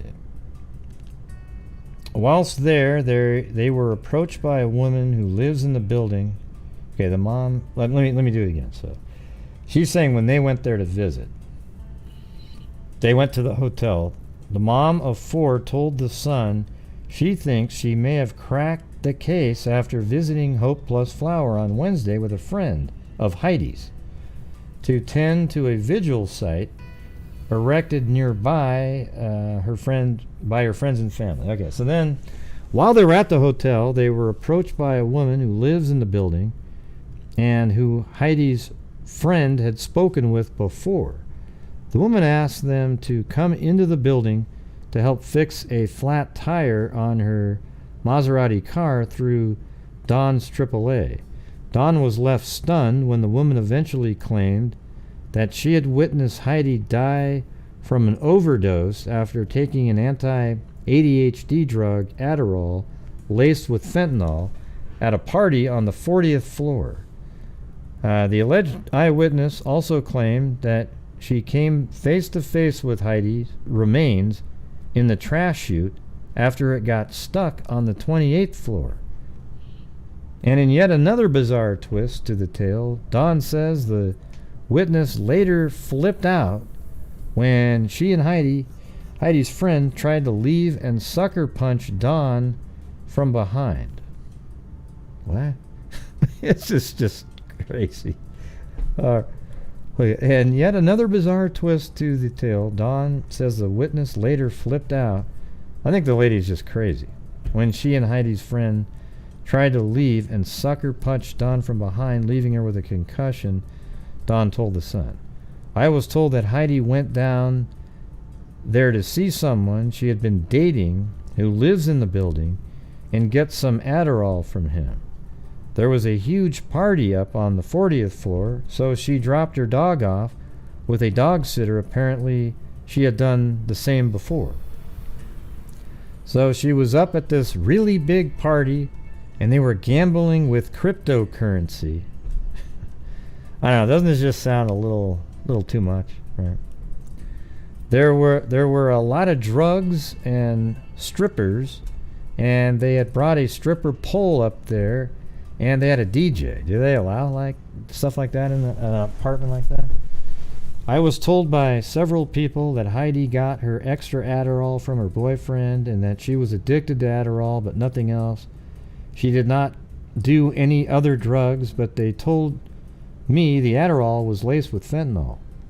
I was told that she OD'd in the middle of the dance floor, fell down and broke a glass that she had in her hand. A group of people tried to revive her, but they couldn't. And they got scared because there was a lot of illegal stuff going on in the apartment that night. So a bunch of them took her out and put her in the garbage chute and pushed her down. The girl who was telling me, but she didn't even look like she was going to a party or anything, right? Like she wasn't dressed for stuff like that.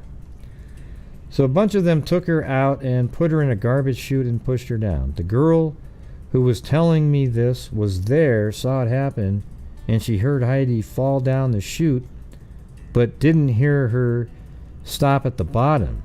She said she went to check the chutes down on the 28th floor, and when she opened the door to the trash chute on the 28th floor, she saw Heidi was stuck there. The woman told me this in front of 3 other people who work in the building, and they were like, yeah, that's what happened. Oh, no, they were like, you know what they probably went? They went, yeah, that's what happened. But they're telling me, yeah, that's what happened. Yeah, right. The quote really is, yeah, that's what happened. She also shared videos and a pic, which I was told show the party in the aftermath of Heidi losing consciousness. Dawn clarified that the man who Heidi was allegedly dating at the building is not Mark Zuckerberg charity executive boyfriend mentioned in previous reports. One of the video clips she referred to, which the Sun has seen but is not publishing at Dawn's request, appear to show a woman in a bra and thong with high-heeled boots clearing something away on the floor below a stripper pole. The pic shows what looks like a nightclub-style scene in a darkened room with blue lights, a woman apparently holding a trash bag, and what appears to be DJ in the background.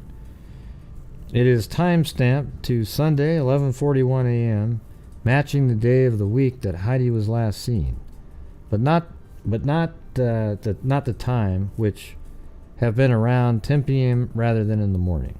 A second video clip shows what appears to be a half dozen or so scantily clad young women in the same room as that shown in the picture.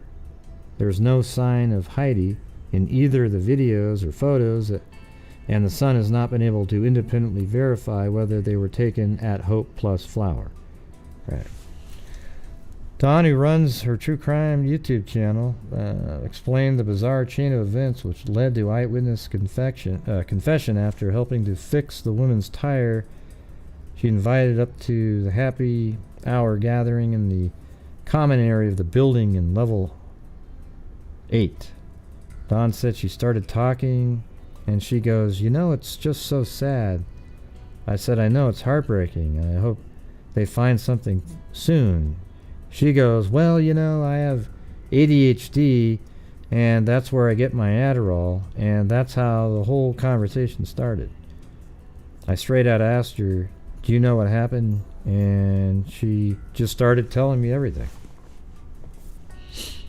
Don said it escalated to the point where the building manager and security guard came over. All three of them, they got in an argument. All three of them were telling her that she should not be talking about it, and she was starting to get physical. I don't know. Anyways, let's just see if somehow this random story turns out to have any legitimacy whatsoever. And what did they find that was physical evidence that showed that she died in the building? I mean, if she got stuck, what was in, I mean, it's just hard to imagine that there'd be blood or something like that all over the place, because she just got stuck in a garbage chute, and she wasn't cut or anything. So it makes you wonder if there was something else that was going on.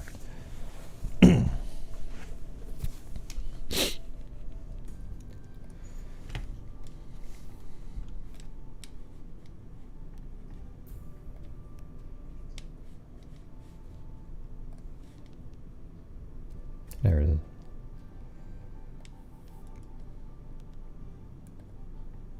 Places.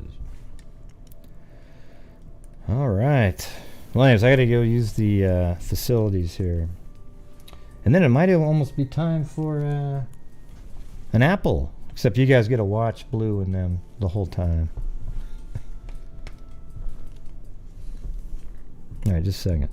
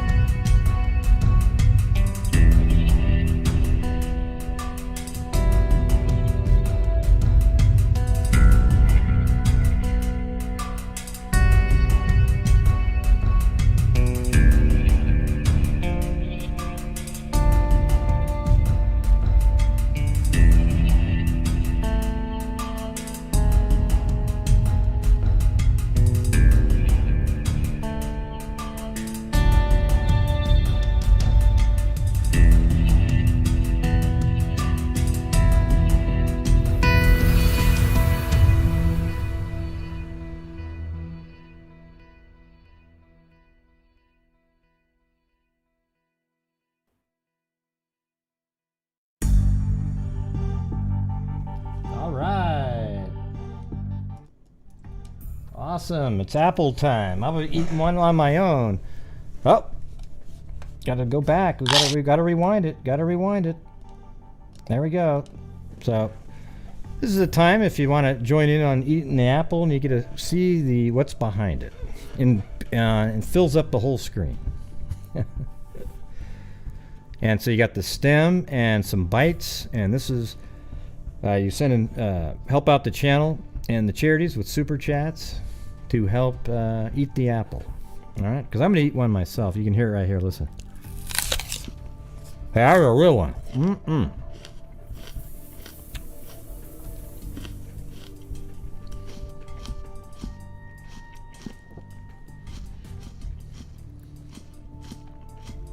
Oh, yeah.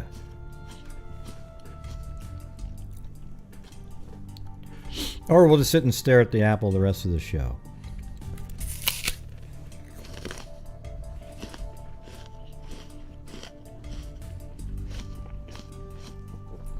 That's right.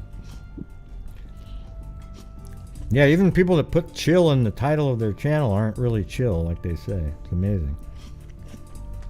Exact opposite, really. Yep, there we go. Oh, we got 2 of them. Okay, here goes the stem. There's a stem. Jessica Schubach. And then Georgina Stoliker got the first bite in there.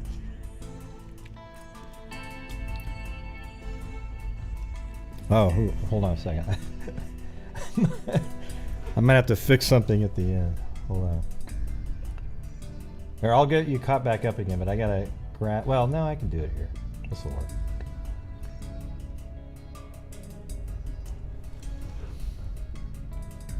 There it is. Ah. Now you can't see him quite yet. There we go. All right, Scott Holland and Adniram. Here we go. How's it going, Scott? And here comes Adniram.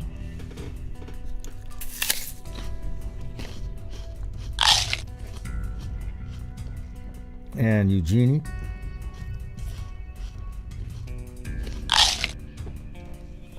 And Suzanne Marcella. Thank you.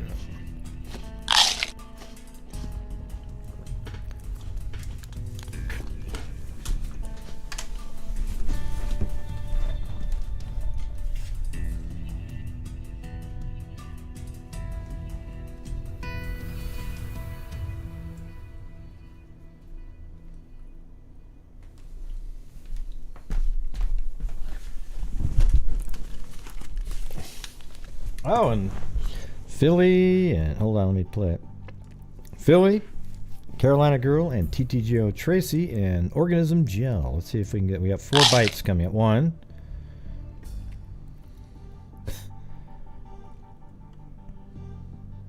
2,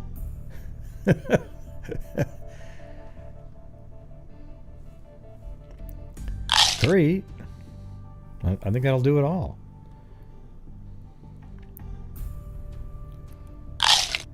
Oh, and there she is. There she is. Now, what we'll do is we'll play it to the end and you can see the whole screen.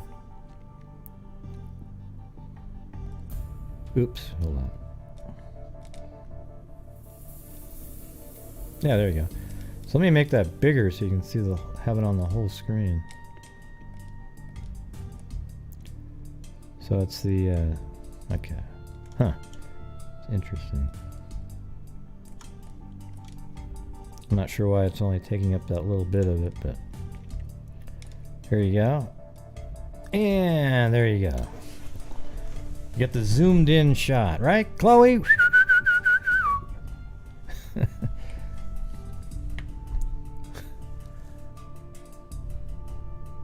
Yeah, she'll just fall asleep for you right there. Thanks, Scott Holland. Thanks, everybody. Appreciate it.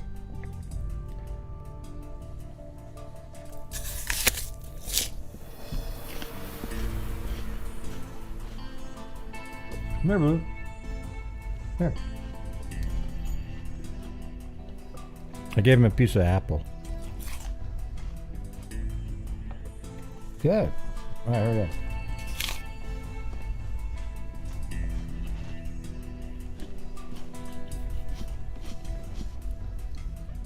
Yeah, Chloe doesn't like apples. Blue does, though.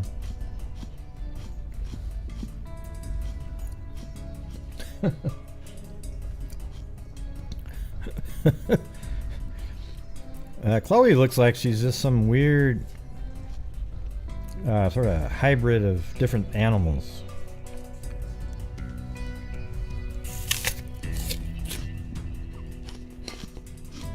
Thank you.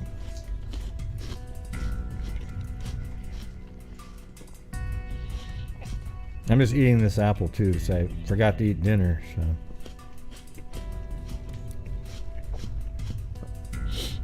Yeah, well, Ewok is more the Rocky on the other page. He looked like one.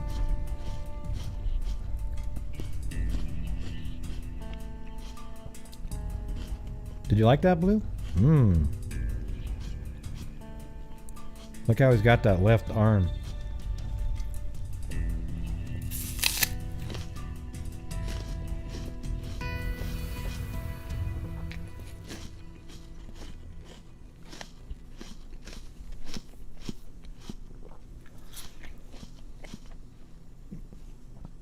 Well, he didn't say it was weird behavior organism gel at the game. It was more that she seemed like she was upset about something.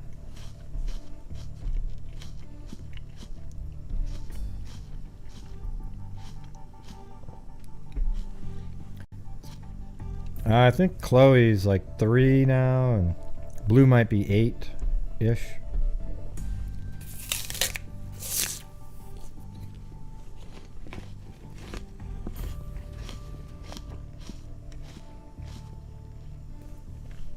I actually don't even know.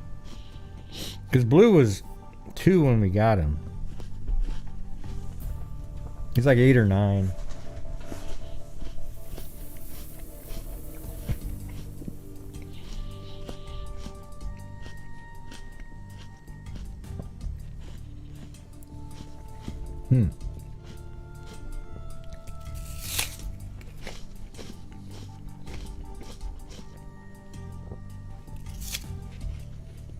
Trying to get through this apple. It's kind of a big one.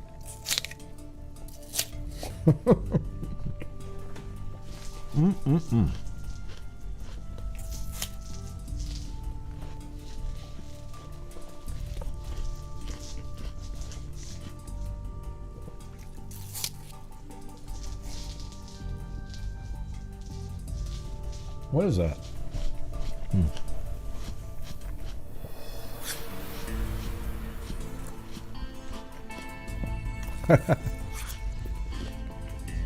She's like, yeah, I could have got that. I could have got that, but I didn't want it. Okay? Did.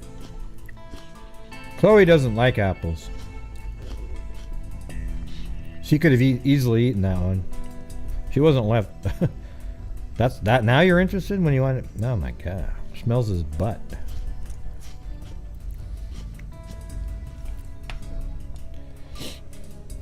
Alright. See, this dog here looked like a Ewok. You see that one? That was Rocky. I mean, he looked just like... he was so weird because you could just pose him any way you wanted. He'd just stay there. Didn't matter. Chloe does that too sometimes. You put her on her back. What does that mean, Chris? I don't even know what that means. He's on people? Man, speak English, man. Jesus. Yeah.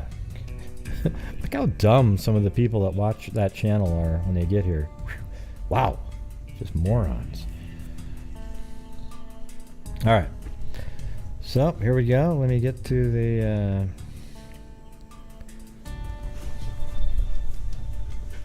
Yeah, Rocky was so cuddly. He was just like a little bear that was alive.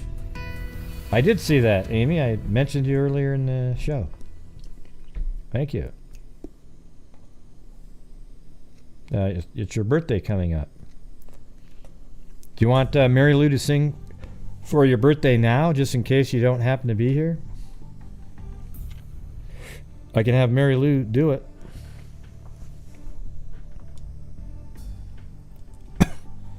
Do you want Mary Lou to sing your birthday?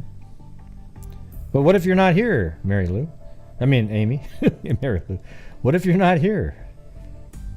Come on.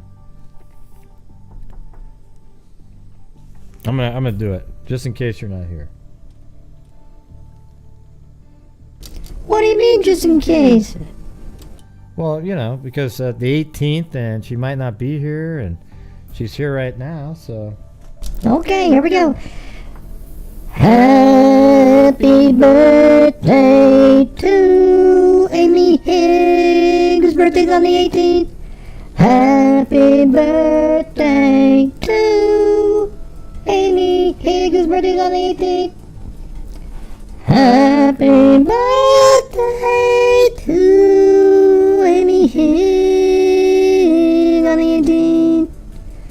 Happy birthday to you.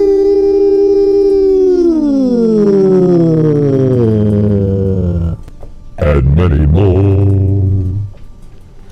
Awesome. Awesome. Happy birthday. All right. Well, it's coming up in the next few days, but if she's not here, then she got it. All right. All right.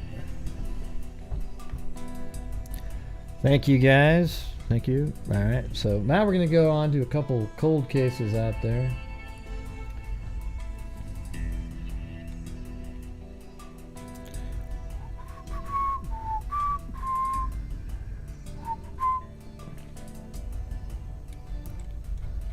Now, one of them somebody sent me, and oh yeah, well let's do this first because there's a Jelani Day update here. Jelani Day update: FBI offers reward for new witness evidence. So that's kind of interesting. Join the search. You know, because remember the last time we covered it, it started to sound a little weird that his phone was in another spot and his car, you know. And so let's just see. It's interesting now that the FBI is involved. For answers in the death of Illinois graduate student Jelani Day. Charlie Wojciechowski has details. So now I'm asking them, I'm imploring them, I'm begging them. I need to know what happened to my son. 100 days after her son's body was found in the Illinois River, Carmen Bolden Day says it's time for federal authorities to take over the investigation. Jesse Jackson in there. I need the FBI to come in and to take over, because these local jurisdictions have shown us that they have not made this a priority. To attract national attention to the case, Day stood with noted civil rights attorney Ben Crump and the Reverend Jesse Jackson at Rainbow Push Coalition headquarters. The family says what they want most is for this case to get the same attention Crump shows as that other he's like a missing persons turned murder ambulance cases chaser. like that of Gabby Petito. Why is it when somebody's black and they go missing, it's not taken seriously? Jelani Day was reported missing from Illinois State University in August. His car was discovered a day later. His body found September 4th, more than 60 miles north of the campus in the Illinois River near Peru, Illinois. The cause of death was drowning. LaSalle County Coroner Richard Plok says there was no evidence of injury, assault, altercation, gunfire, tumors, infection, natural disease, heart problems, or significant drug intoxication. Now, family attorneys say the focus of the investigation must change. There are so many factual findings in this case that demonstrate foul play and increase our suspicion as a homicide, but we believe that implicit bias has led authorities to ignore the obvious. The case continues to be investigated by a task force, including the Illinois State Police and the FBI's Behavioral Analysis Unit. In Hyde Park, Charlie Wojciechowski, NBC 5 News. Our thanks to Charlie. That's crazy.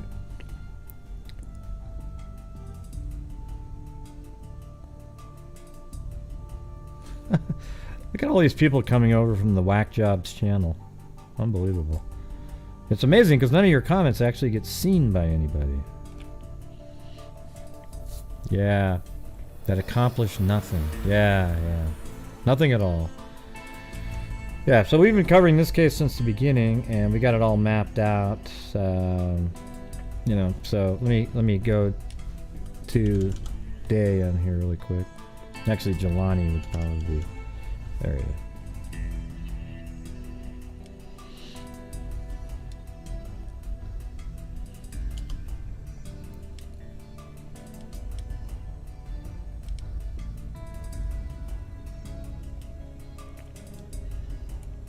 Yeah.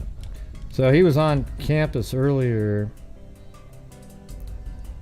and then at 7:20 he was right there, and then he actually goes. He changes clothes, And he ends up over here at this cannabis shop right here. But when he was going in there, it seemed like he was sort of trying to avoid the cameras of some kind. Right there. It's now, that's used to be it's now a cannabis shop at this point. Oh, look at, there's nothing there on that satellite image. Interesting. So, let's see if I go down there. What year was the 2019?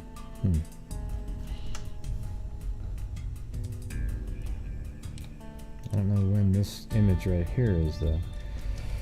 But anyways, there was a cannabis shop there, and he was in there and he got cannabis, and then they find his body, his vehicle, actually, first, way before. His body was found in the middle of the woods over here. And it looked like, well, what was in the car? Was it his clothing? Or they didn't really tell us what was in there, I guess. They did mention some of the items, but his vehicle was parked right there, and then his body was found weeks later floating down the Illinois River right here. And I think we determined that what direction? Hold on. Oh man, now I can't remember which direction. You know what sucks about it? I wish Google Earth had a arrow where you could just put on the screen like one of the images. Now it doesn't look like it's updating the map.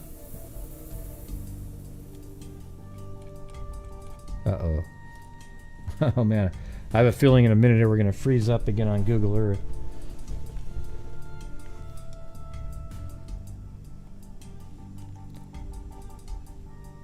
Looks like it's still running. But I think in a minute here it's not going to be.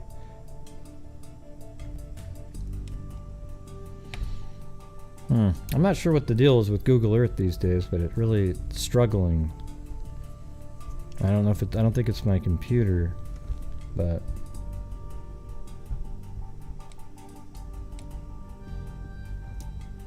now it's not going to. You know what I could try doing though?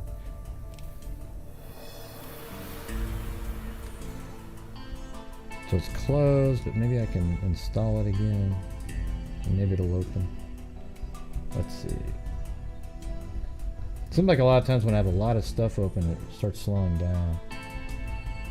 But here's I'm gonna try to install it again, see what happens.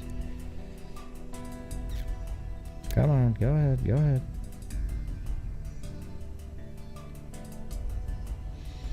I don't know, I might be getting a new one next year. Early, I don't know, hopefully like early next year. The problem is it just takes absolutely forever to do it. To actually transfer everything over to it. It's crazy. So just a second, let me try to get Google Earth here really quick. Will it open?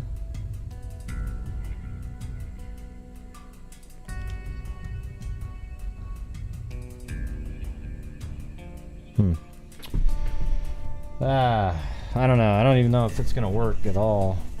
I mean, if you guys still sit here and I reboot, I can join the stream back in like 3 minutes. And it should work, but it's not working right now. And I always like to, it's always better to see everything on a map. I don't know if that'd be something you guys would be interested in, but I don't know. I don't even want to do that myself. Let me try to...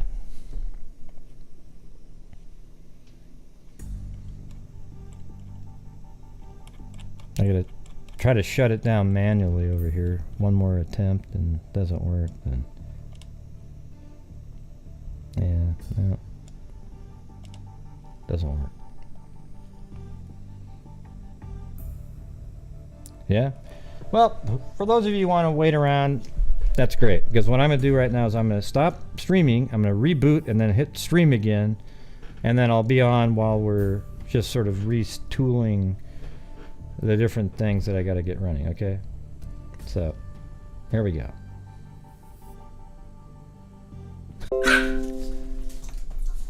I think you guys are still here. I don't know. We'll have to see. Hey, we're all 300 people left because they couldn't wait 3 minutes. That's all right.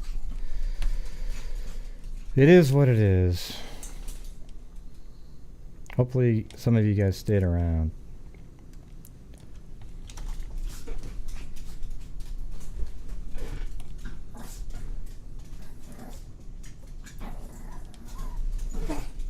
Oops.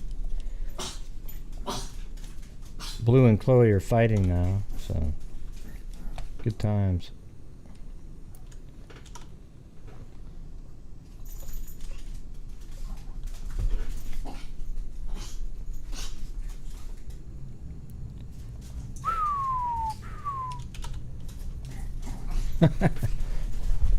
Oh, there's Shelly Pink. She's here, she said. Okay, let's get back. Now I've got to install Google Earth because I deleted it first thing. All right. Here we go. Here we go. Got that going. What else do I need? Oh yeah. Yeah. I'm not gonna have any bots or anything, so.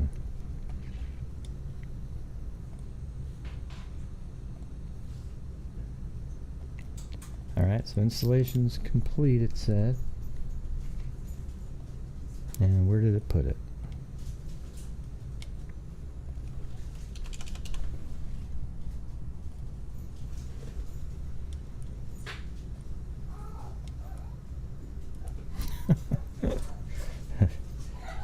Oh man, the dogs are going nuts over here.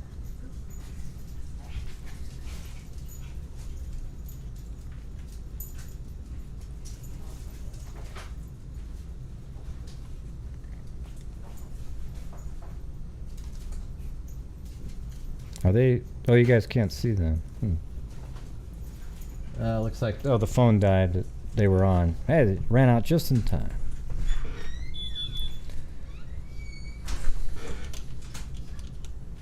That's an old phone. The battery was like 1,000,000 years old. Right. So, what I was just saying a minute ago about Jelani Day, hopefully it doesn't freeze up again, is that his car was found in the middle of these woods. I think the same day. His car was found right there, and then apparently he was in the water. He was found here a long time later, but it looks like they also mentioned it could be possibly, I think the river flows this direction, because his body was found right around in this area, and then maybe he jumped off right here, but then they found his cell phone in a weird place, and then it just started getting weird. What am I looking at? Oh, can't see it. Yeah, there we go. So anyways, the Chrysler was found in the middle of these woods, so kind of this crazy little place right here. If you go down, that means somebody took the time and sort of just drove it into the woods back there, and that's where it was found. And then apparently with no clothes on, he walks all the way from there and must have jumped in the water. If he did, he would have jumped in here and floated downstream here, but easily could have just been dumped off the bridge, and then his phone was found somewhere else. So it doesn't, I mean, at first it sort of looked like, what am I looking at now? Huh? You can't see the map? It's right here. I'm showing it. Hello, hello, hello. What do you mean? I'm showing it right here on the screen. I can see it. Are you guys like 40 seconds behind? I mean, my God, you guys must be... It's been on the screen for a long time.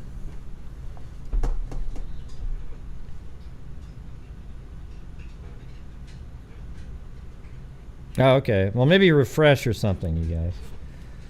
I don't know. I don't know what to tell you here. But anyways, it's really... It's become a very strange story. Yeah, because you ask yourself, why did he change clothes? Then apparently the clothes that he was wearing, I think I remember that they were in the vehicle, and then they find his nude body floating in the stream. River, actually. And it didn't really travel very far either after all that time, which is interesting. I mean, we've got other cases where a body went 80 miles.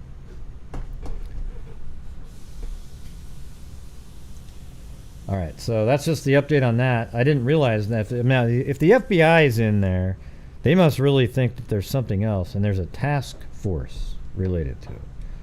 So maybe we should start looking into this a little bit more. Maybe go back over from the beginning again. I'll go find the, maybe tomorrow we'll go over and start over from the beginning in the Jelani Day case, and then see if we can, if any new thoughts pop into our head, you know, given all the new information. So maybe what I'll do is I'll try to get a whole bunch of new articles that have have come up since they found him, or even leading up to that, and go over it again.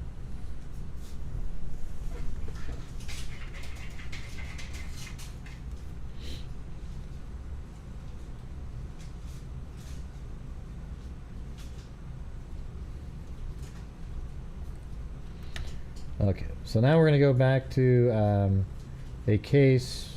Well, let me do this one that we've done before, but there's a little bit of an update, and I kind of hardly don't remember much about it for some reason. But I know we did it in May, I believe. It's the Heidi Morningstar case.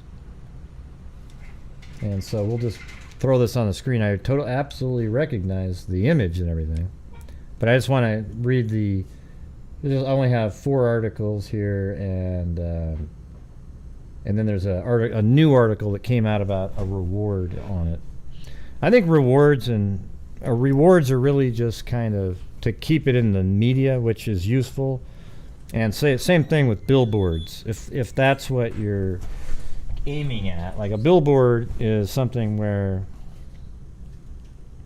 if it's the billboard keeps it in front of everybody's mind so they don't forget about it in a community. I don't know. So I guess there's there's that usefulness of it. But overall, I don't know, I just wonder how effective billboards and rewards really are. Because I've looked it up. There's a couple studies on it, and they don't seem to be very, at least the rewards don't seem to be very effective, other than the fact that people are like, wow, 500,000, and then it becomes a big news story, and more people talk about it.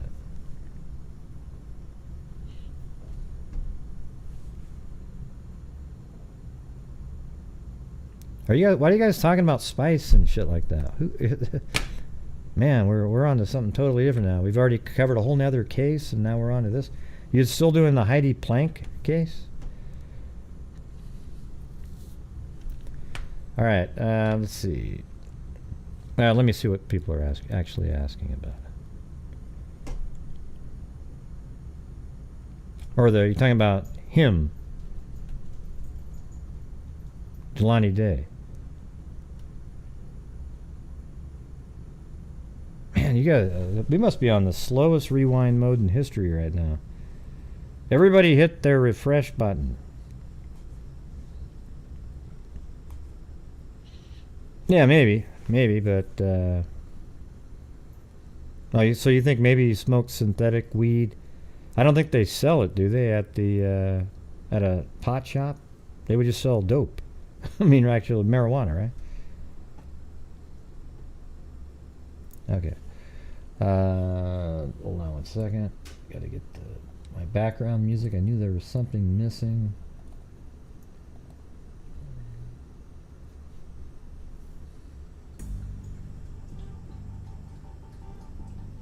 And by the way, you guys know way too much about some of those drugs. You know what I'm saying?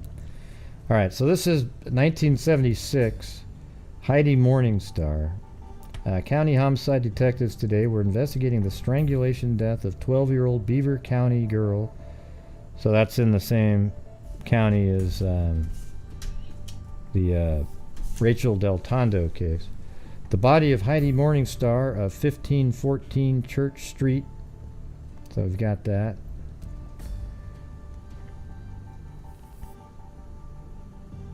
That is This is where she lives, or lived at the time.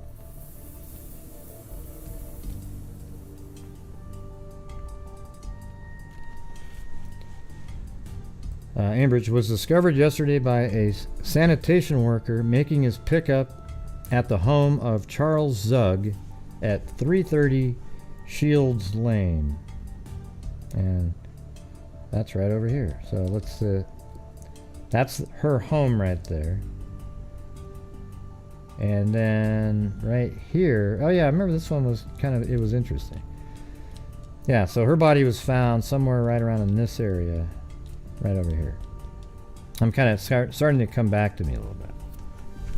According to police, the victim was fully clothed when found, but Fred Merriman, about 3 or 4 feet from her rear hedge, or said Fred Merriman, about 3 or 4 feet from the rear hedge of the Zug property.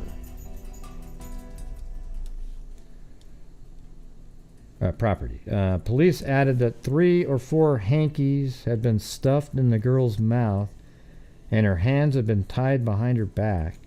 A coroner's autopsy indicated the girl died as a result of strangulation. Ambridge Police Chief George Kirigaris said Heidi apparently was taken from her home early Friday after her parents had rushed to an auto. Yeah, remember how crazy that one was? So she was abducted from her home when the parents, her parents rushed to an automobile accident. I mean, it almost feels like there had to have been something planned there. So let's just all read that into the next article because it's page 2 coming up. So right here it says, Ambridge Police Chief George Kirigaris said Heidi apparently was taken from her home early Friday after her parents had rushed to an accident which they thought involved another member of the family. So they rush out of the house to go to an accident they thought was another member of the family.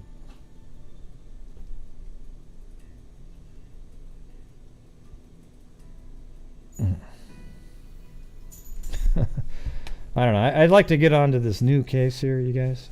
Instead of keep talking about spice and shit, we've already got the answers, so we can get on to the new one. So the parents rush to the accident thinking another family member is involved, and then somehow their daughter gets abducted during that little window of time.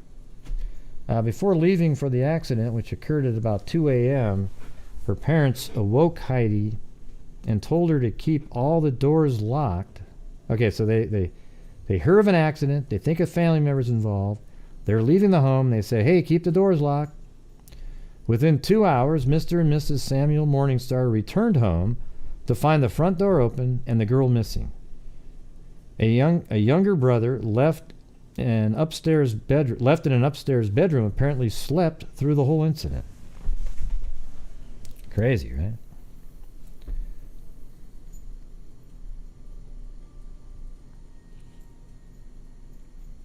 Hey, are you okay, LM? See, LM, you know, every time you show up, you always say crap. You know, like you act like you're really nice one day, and the next day you have to throw in your stupid ass jabs like that. Give it time. Hey, Tara, you're fine in here, okay?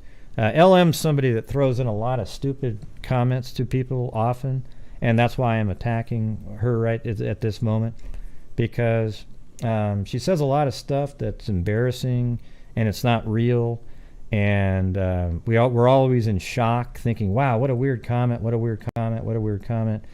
And she just does it every single day and every week, and it's, you know, it's really tiresome and old. And, you know, she watches all of the channels that bash me into oblivion, and they're filled with whack jobs. I mean, these guys and here she is telling you, give it time, Tara, because you're going to just do what you want to do, okay? God, sick. This ridiculous person. Now, yeah, just give it time. Yeah, okay, whatever. I'm going to put you on timeout, and maybe some other time you can come back in and try to be a normal member of... You're not, you know, you've obviously removed yourself as a channel member. You're doing your own thing, so you're really just coming in here to be a troll, okay? Not interested.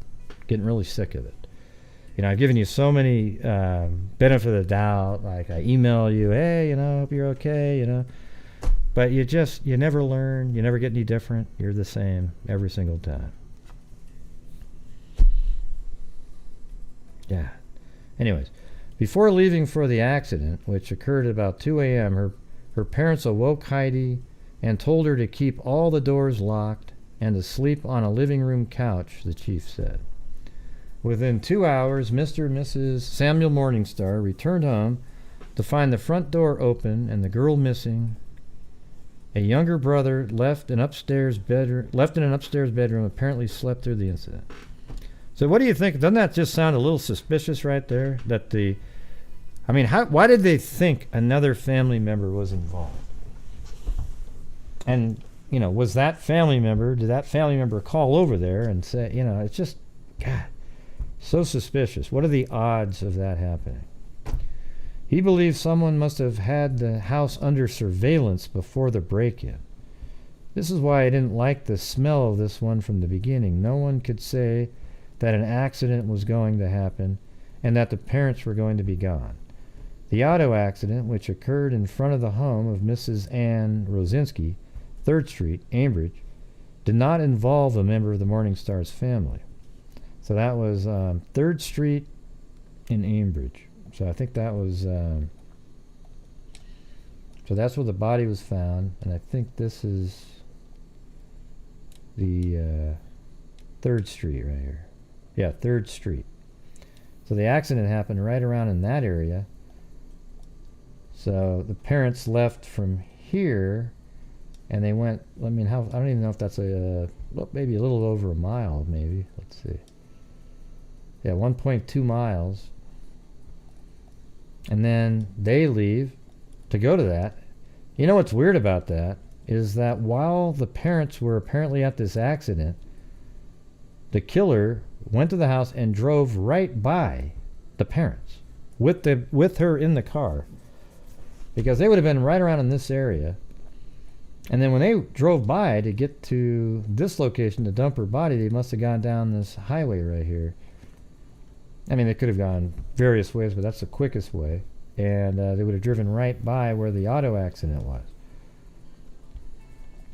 Or, you know, I don't know. I mean, you like to see if there's information that proves that they showed up at the auto accident. Anyways, let's get back to the... Mrs. Rosinski, the victim's grandmother, had panicked, believing one of her sons had been involved in the auto accident, which occurred in front of the home of Mrs. Ann Rosinski, 3rd Street, Ambridge, did not involve a member of the Morningstar family.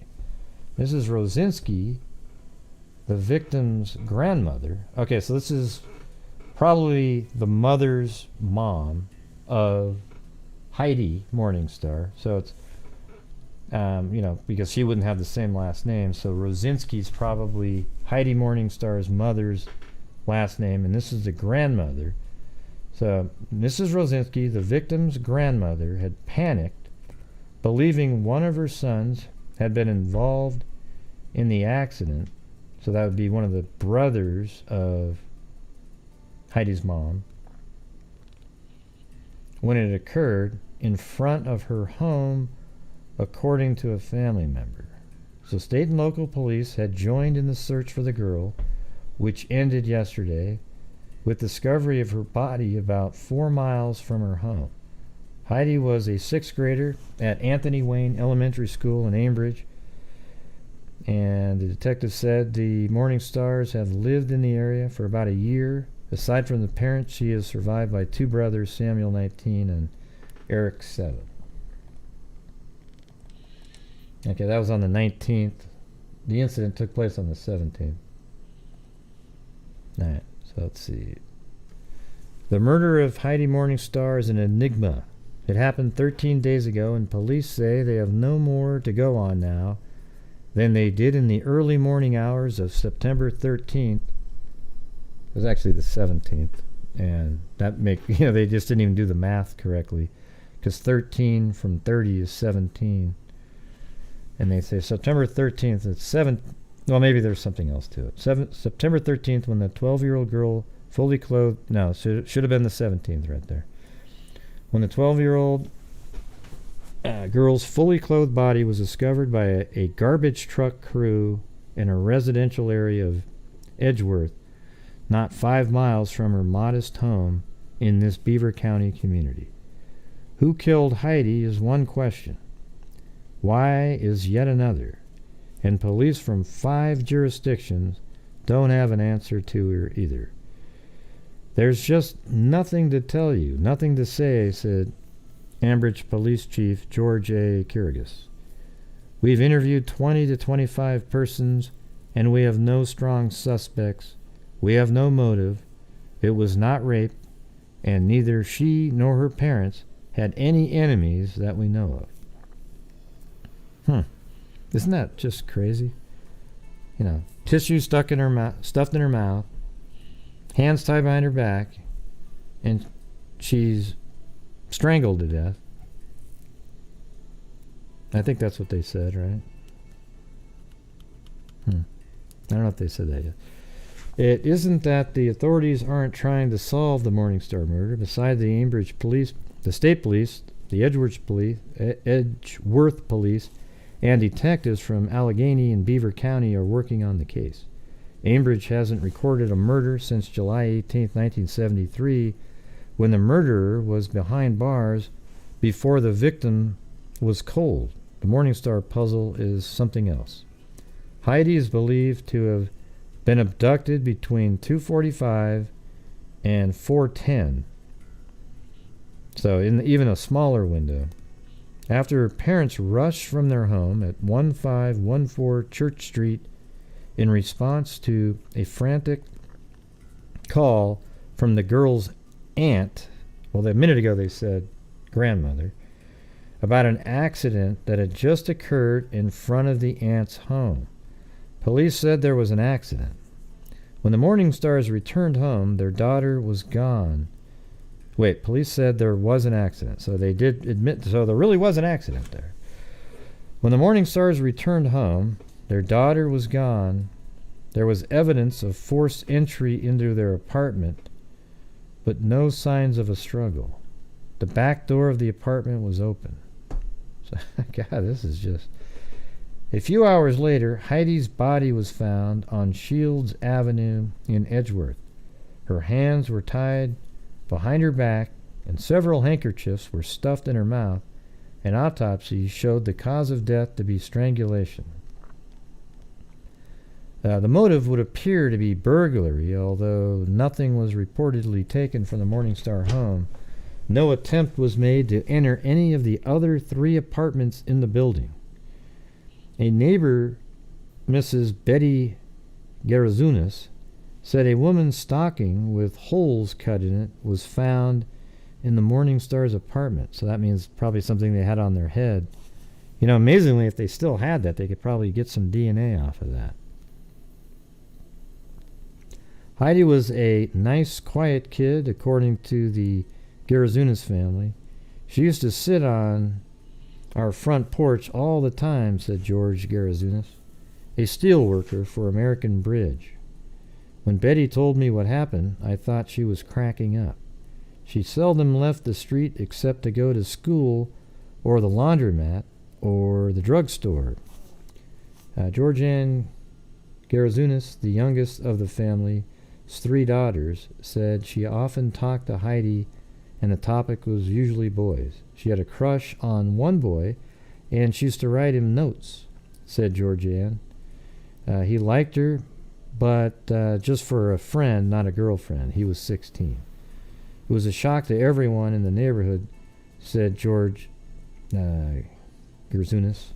A lot of people around here never bothered to even lock their doors. Nothing like this ever happened. But we lock them now, chimed in his wife. Boy, do we lock them now. Isn't that amazing? That's exactly how it is everywhere when this stuff happens. And we have dogs too, added George Garazunas. All right, so we got that one. And in 1980, there was another article that came out. I'm not sure what this one's about, but it says a Beaver County woman claims she saw the 1976 strangulation of Heidi Morningstar is not a believable witness because she was taking mind-altering drug. Oh, that's right. When the 12-year-old girl was killed, a psychiatrist testified yesterday. I don't believe the event she described to me, Dr. Emil Trellis said in Common Pleas Court. Last week he interviewed the witness Pamela Wilfong, 18, of Economy, Pennsylvania, and he said, I do not believe the narrative in toto. I question her ability to remember details of the September 17, 1976 slaying because Miss Wilfong admitted she was taking PCP at the time, the psychiatrist said. PCP, also known as angel dust, is a mind-altering substance, said Trellis, who was appointed by Common Pleas Judge Joseph H. Ridge to examine Miss Wilfong. Trellis' testimony came in the second day of the competency hearing behind being held to determine whether Miss Wilfong, I guess it is, still got my little clouds in my eyes, will be allowed to testify in the upcoming trial of 3 men accused of killing Heidi Morningstar. The competency hearing will continue Monday, and the trial is expected to begin later this month. Defense attorney contend Miss Wilfong should not be allowed to testify against their clients because their memory of the slaying was enhanced, her memory, by hypnosis. She did not remember details of the slaying until last September when she was hypnotized. Yeah, so it says Dr. Russell H. Scott, the psychologist who hypnotized Miss Wilfong, testified on Tuesday that his professional opinion she told the truth under hypnosis when she named Heidi Morningstar's killers.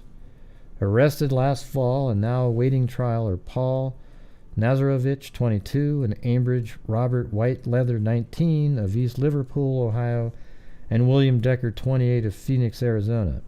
Miss Wilfong said Nazarovich is the one who actually strangled Heidi.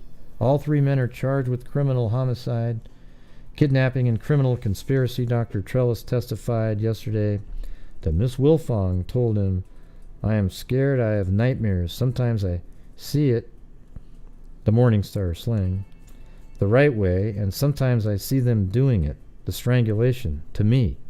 Miss Wilfong told Trellis that on September 17, 1976, Nazarovich told me he wanted me to help get a friend out of the house, and that was Heidi Morningstar. He told me her brother Sam owed him $2,000 for drugs.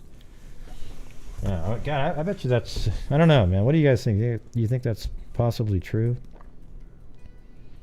Does he really? God, these people are so stupid. Yeah. Let's show up on here. Embarrassing. Not for me. Hey, Rasheed Wallace, why do you have that that icon on your name, by the way? And why do you have a name from a Portland Trailblazer? You also have on another YouTuber image in your icon a crazy person.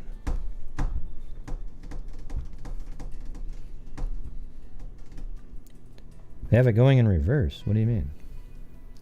Yeah, I think I believe it too. Yeah. Just starting to remember it. There was more to it, but I didn't go through the whole thing again.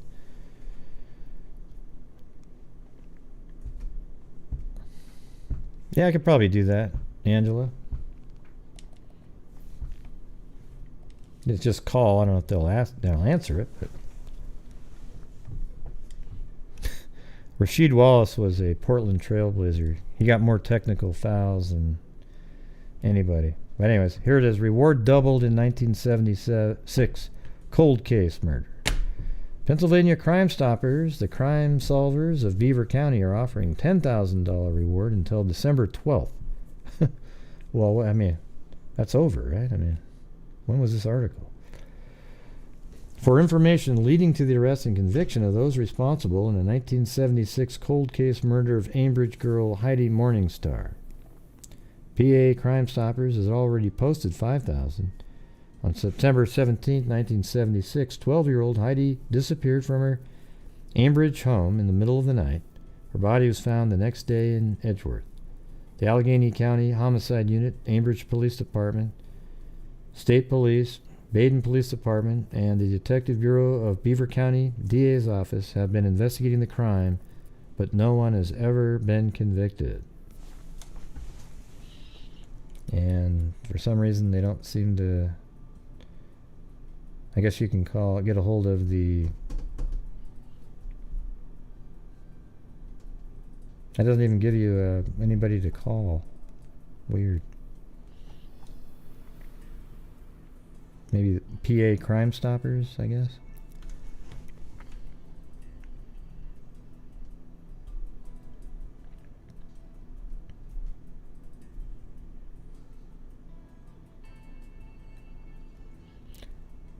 Yeah, almost all of those people, like the trolls that come in, a lot of them are this one person that has a ton of accounts.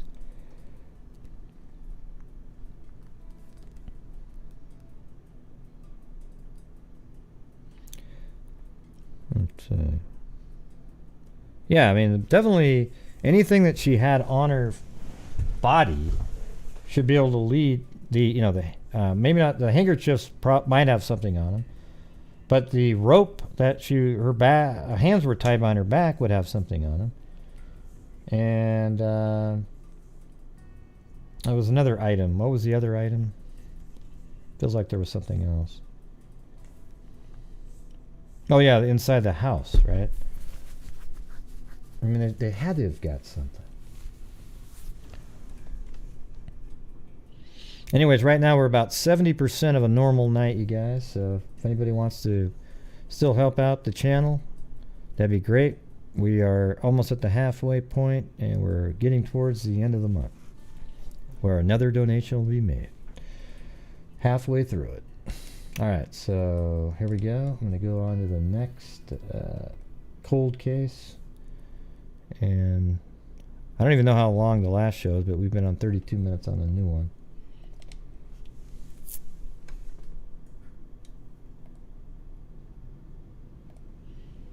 Okay, the next one somebody sent me was Christene Seal. I don't know anything about it, never heard of it before, didn't read anything on it. And this is back in Missouri, and it's 1972.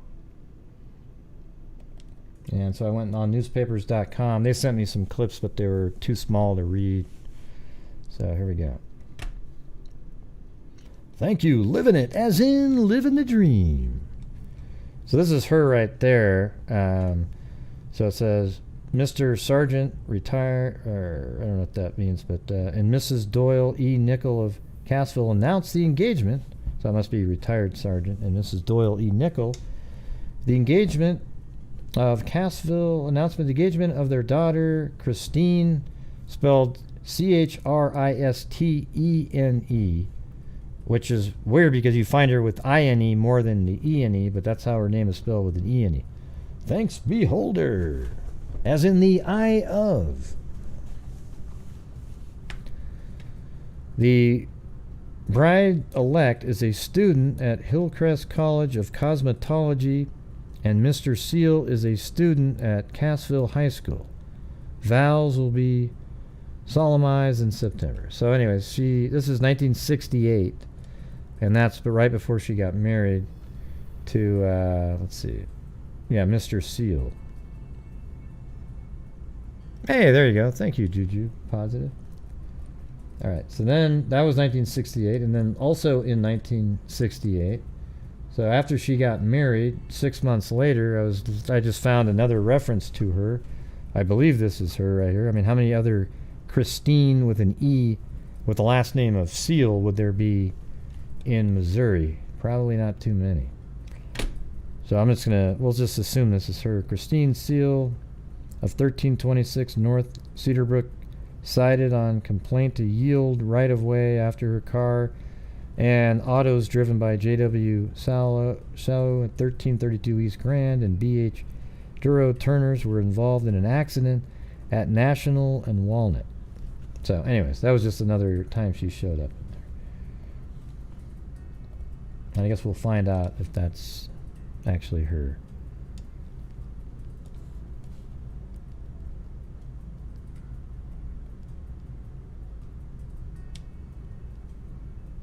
Thank you, Sandra Halford. An Aussie. Good eye, mate. Wait, good eye, mate. There you go. Okay. How's that? Was that better? First one sucked. No?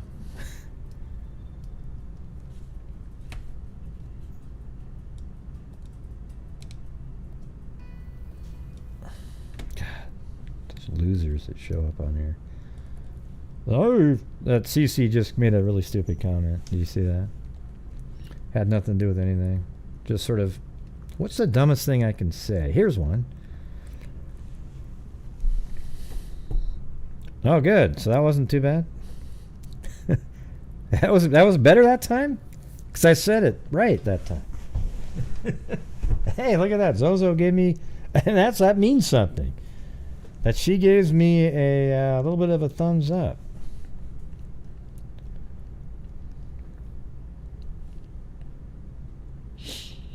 We do not have a clue, number one. So said Lawrence County Deputy Sheriff Boyd Haddock today, kneeling in the front yard of the home of Lynn Seal, discussing the disappearance of Seal's wife, Christene, and they spell it with an I-N-E. The 22-year-old dairy farm worker returned home about 10 a.m. Monday to discover his pretty blonde wife of 4 years was missing. His 2.5-year-old son, David Allen, was standing in the doorway of the couple's, so he has a 2.5-year-old son, was standing in the doorway of the couple's gleaming white mobile home, crying, "Where's Mommy?" While Haddock talked this morning, several dozen friends of the young Seal couple had found out over the rolling farmland to the east and rugged Spring River. Let me see, where is this saying this is? Verona? Let me go to Verona MO.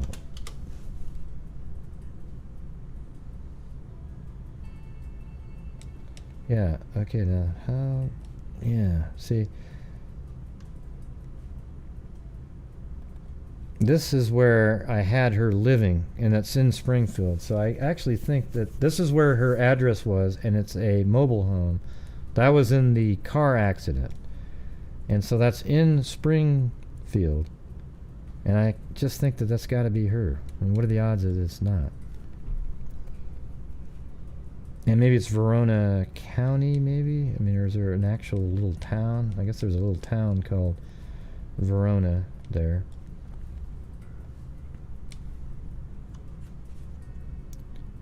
Hey, living it. 5 months. All right. MUNTS.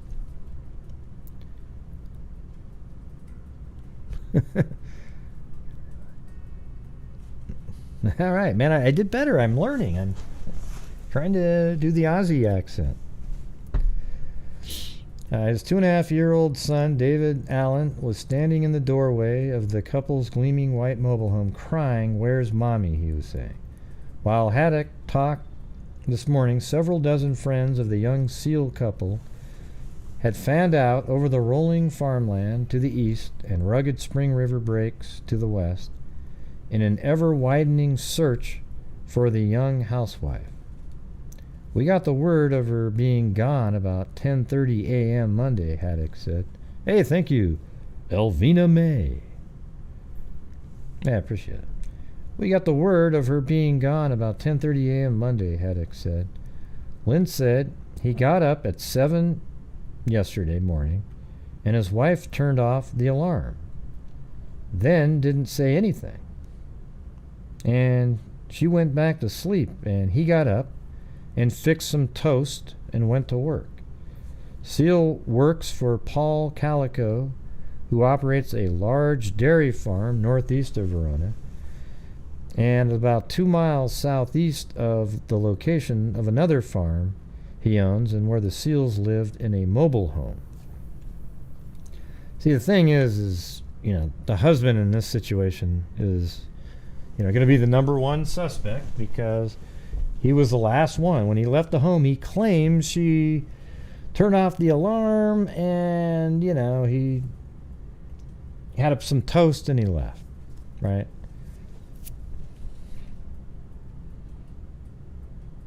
Haddock continued, Lynn said he came home at 9:30 to pick up his motorcycle and found the boy crying and saying his mommy was gone. And he called Paul and they searched and then Paul called us. So who's us? Seal works for Paul Calico, who operates a large dairy farm. Okay. We investigated and found nothing disturbed. Yesterday afternoon, we called the bloodhounds in from the Greene County Sheriff's Office, and they didn't come up with much scent, but did trail her to a point near where her car was parked. This could indicate another car had parked in the driveway, and she went to the car. Seal told officers his wife had been wearing a shorty nightgown, and that the only thing missing from the house was the gown she wore and a white bathrobe. All her shoes are accounted. That's her right there. Gotta open this up. All her shoes are. Look how Mayberry this looks. I mean, doesn't this look absolutely? I mean, it's the same time frame in a way. I mean, close anyway. But look at that. It almost looks like the show. What this guy's wearing. So that's Lawrence County Deputy Sheriff Boyd Haddock left this morning, discussed the disappearance of Mrs. Christene Seal, 22, of Route 2, Verona. So I guess maybe that's not where she lived at this time. With her husband, Lynn, 22, Mrs. Seal was reported missing at about 10:30 a.m. Monday. So this is Mr. Seal here, and let's see, Route 22 with her husband. So this is Lynn, and he's 22 years old. Man, people look so much older back then. He doesn't look 22 at all, man. Look at the high hairline and everything. All right, so let me go back to this. Ended with all her shoes are accounted. And did we get the second part of that? No. I'm gonna have to go get that. I gotta read it. Oops.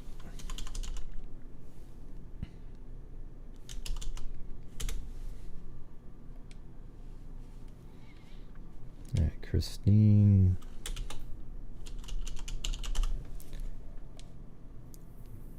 And Christene Seal, and it's going to be in 1972, June 1972, and there you go. And this article was on the 20th. I think that's this one. Okay, there is that one, and okay, so this is the remaining. Oh, it says page 14, so I actually hadn't got that one. Okay, so there's another picture of the father right there with the son, the 2.5-year-old. Even the 2.5-year-old looks older than 2.5. Look at that. That kid looks like he's 4. That's crazy. Man, maybe it's just the genes or something. I don't know. All right. So I'll just read it from here. So the last sentence was, all her shoes are accounted for, he told officers. Haddock said yesterday afternoon the Tri-County Rescue Squad, hold on,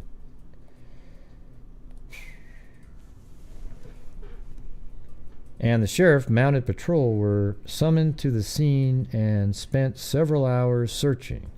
The search was called off last night, but resumed today at about 7 a.m. Searchers marked off grid maps and are walking it out or riding over it with motorcycles. Haddock said Mrs.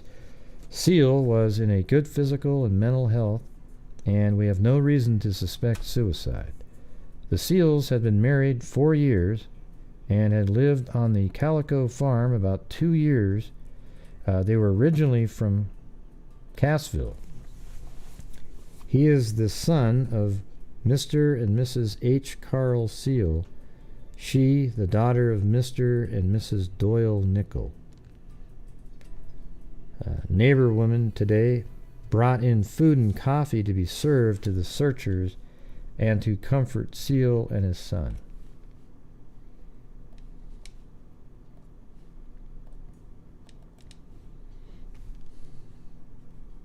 Okay, now we're on to the next day.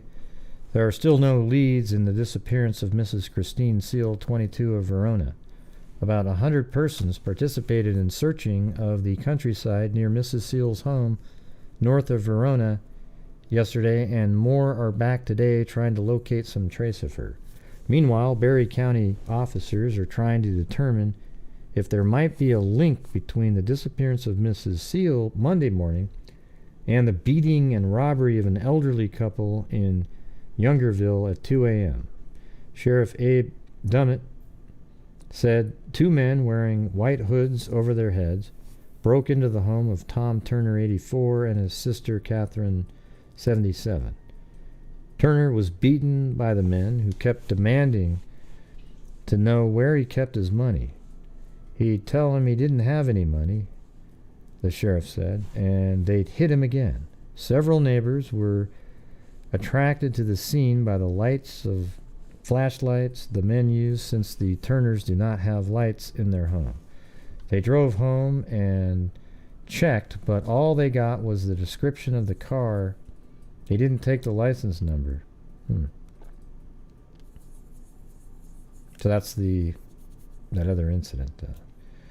Turner was not admitted when taken to the hospital for treatment, but the sheriff said he did not know why not.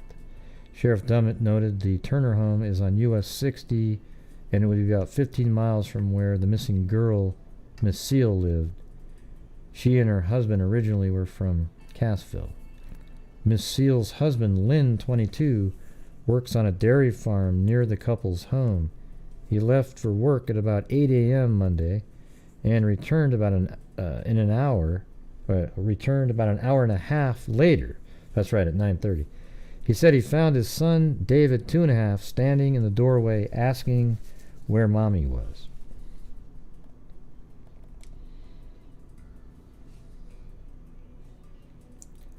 Let's see. Seal told authorities his wife was asleep in bed when he left. Oh, I thought you said she turned the alarm off for you. But maybe she went back to sleep. The only clothing determined missing was her shorty nightgown and a white robe. Darrell Meyer, a rural mail carrier, told authorities he passed the Seal home about 9:35 a.m. Monday and noticed the child standing in the doorway. God.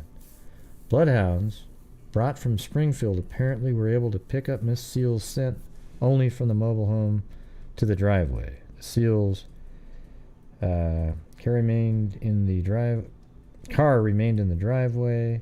The dogs went to a point behind where the Seals' car parked.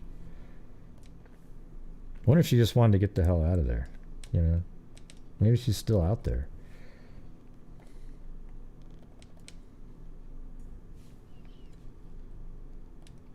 So I'm not sure what this no sign of nude, but let's see what it's trying to say here. So this is, in this area. I mean, look how rural this is. It still is. It probably doesn't look much different. Like 80, let me go to 96, 97.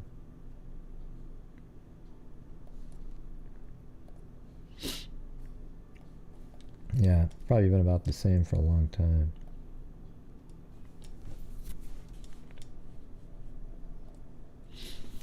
The search was a renewal for missing Mrs. Christene, spelled with an I. That's the only... I just took a guess that, well, they're spelling it E, but it's normally I. And almost all the articles had that. Hey, Foggy Morn. You must be on rewind mode somewhere. It was prompted when a person notified the Lawrence County Sheriff's Office that he approached the front door of the Lee Church northwest of Verona late Wednesday morning and observed a nude woman run from the rear door. Really? Wow. The search was a renewal for the missing Mrs. Christene Seal 22 of Route 2.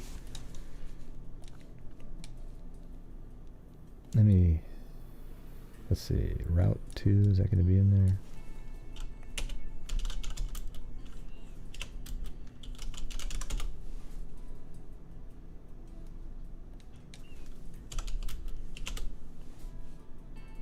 No. Let's see. Highway 2, Verona. No.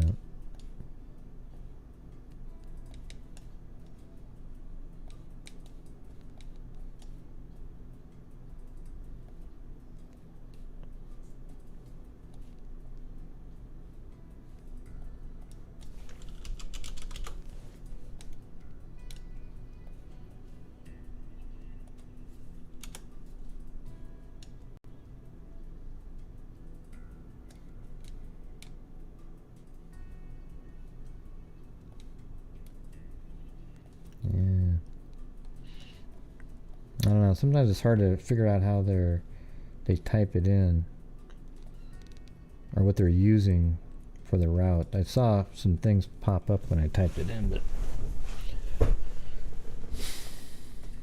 so somewhere around up in here it said, well, then it said south of it, didn't it?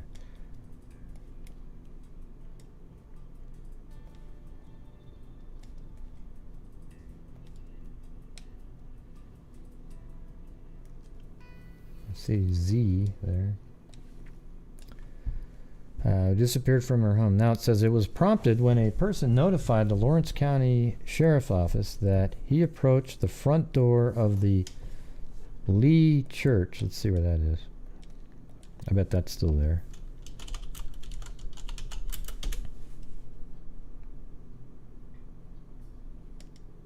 Oh wow.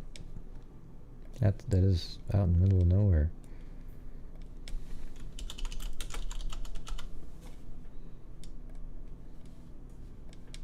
Okay, so that's Verona. So they must have lived somewhere around in here. He was prompted when a person notified the Lawrence County Sheriff's Office that he approached the front door of the Lee Church northwest of Verona late Wednesday afternoon and observed a nude woman running from the rear door. He said the woman disappeared over a ridge before he could stop her. Going on the assumption that the woman was Mrs. Seal, Lawrence County officer reorganized search parties and worked without let-up all night, but to no avail. Persons from 8 area law enforcement agencies joined the search, which centered within a 5-mile radius of where Mrs. Seal disappeared. Mrs. Seal's husband, Lynn, 22, told officers he left home at 8 a.m. Monday for work on a nearby dairy farm.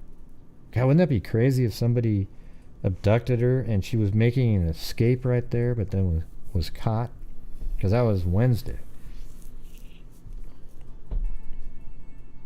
and returned home about 9:30 a.m. to find his son, David, 2.5, alone. Why did he come home at 9:30, though?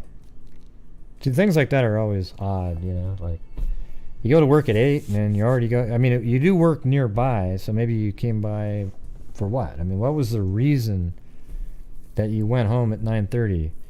I mean, a skeptical person might think to yourself, well, he knew that he'd left his 2.5-year-old son at home alone, so he wanted to make sure he got back there quick. You know, even though he knew that he did something else to her. I mean, that's what it would seem like, right? Because why, you know, you go to work at 8 and you're there back home at 9:30, especially that kind of a job. I don't know, to get his motorcycle, I don't know. To do what? What was he going to do with the motorcycle? Just, yeah. I don't know. He might not have anything to do with it, but that's right. That was in the first article, wasn't it? I forgot that. Or not the first one, but the... Let's see.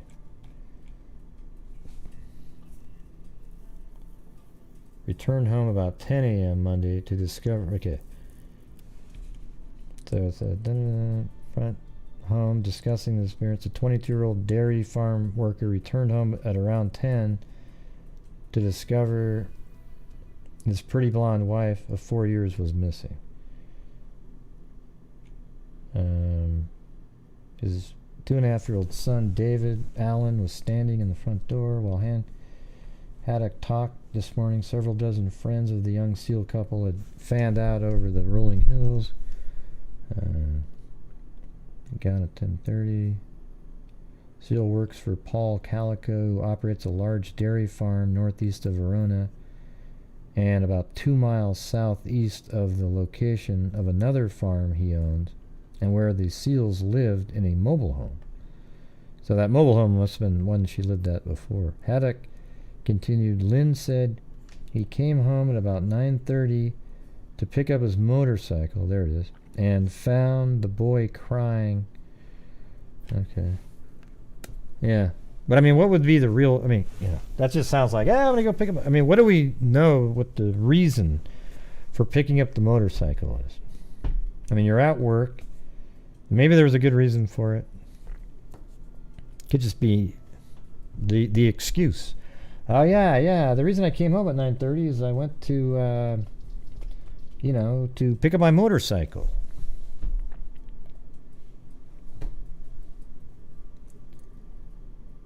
But he could have actually been going home to get his motorcycle. That's the thing.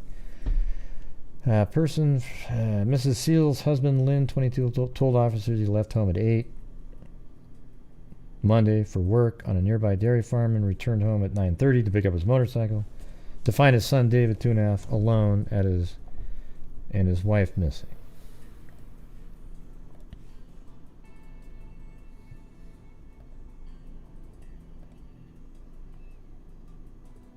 Okay, now we're on to this one. On the 28th,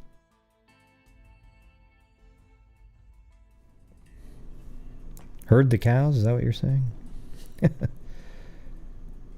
Why'd they need his motorcycle? Did you positive? Did it say that in the article? I didn't remember that part either.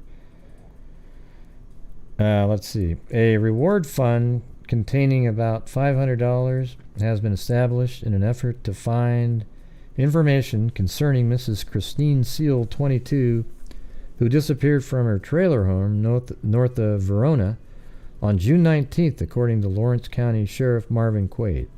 Information should be given to Quaid or Deputy Boyd Haddock, who had been investigating tips and clues since the woman disappeared. The sheriff's office said at the present time there are no clues or tips that have not been checked out. The reward money has mainly come from relatives and friends of the missing woman, and the deputy said the total of the fund is expected to grow.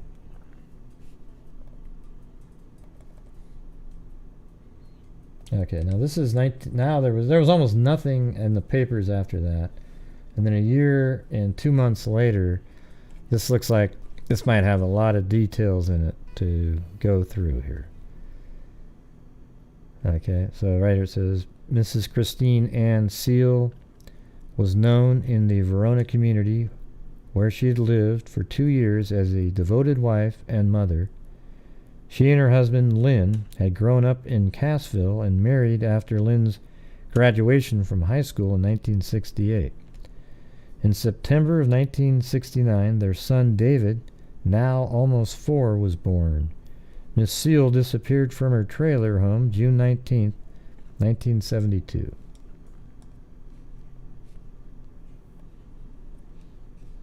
Alright, so husband still has hopes, missing wife to be found.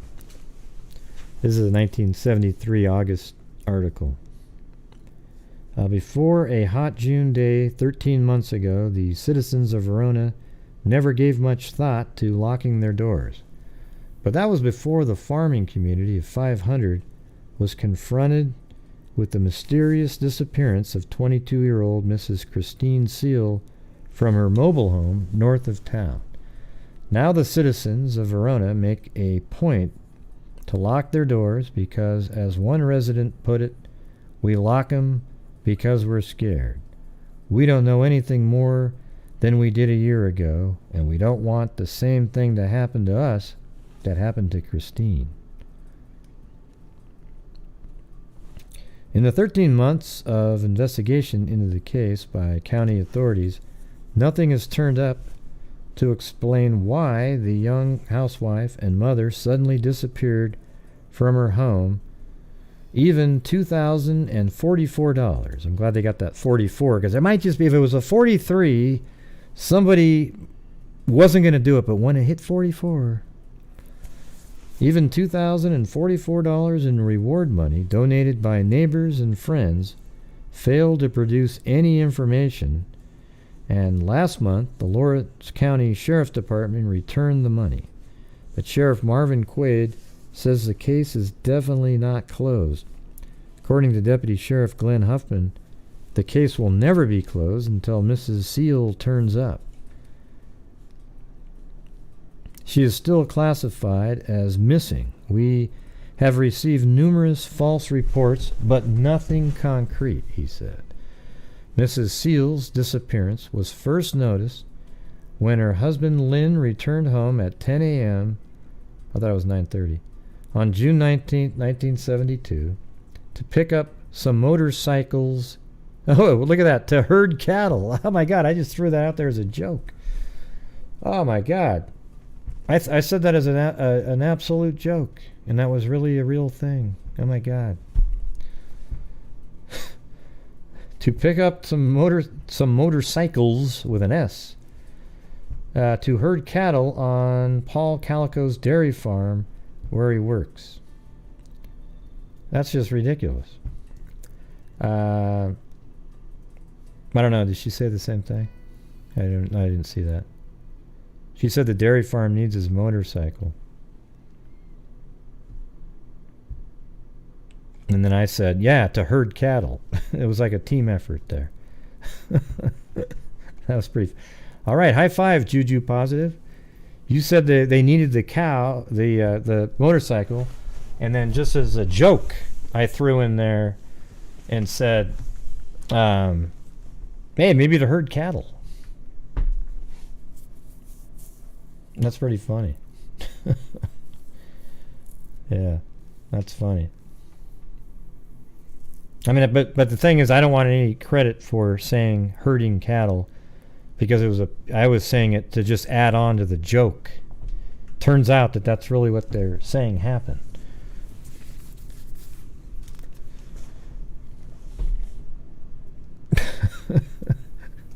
Yeah, that's pretty weird. Yeah. Let's see, dairy farm where he works. Okay, so he'd pick up some motorcycles, plural, to herd cattle on the Paul Calico dairy farm where he works. Seal said he found his 2.5-year-old son standing in the doorway crying for his mother. He said his wife and son had been in bed when he left for work at 8:05 a.m. It seems like there hasn't been one article that had the same thing. She had been gone for a few minutes when I got there. because David had got up and fixed his own toast. Let's see. She had been gone for a few minutes when I got there because David had got up and fixed his own toast at 2.5, huh? At first I didn't realize she was gone. Then I thought she might have fallen in the bathtub, but she wasn't there either. Seal said he checked the yard and then looked in the garden behind the house. She had hoed the whole garden the day before. Well, that doesn't sound like she's wanting to leave. And I thought she might be out there, he said. He said he had a fellow employee, Don. It doesn't sound like it's something. It sounds like she was abducted. Or just something happened to her mind and she wandered off. You know, I don't know, but...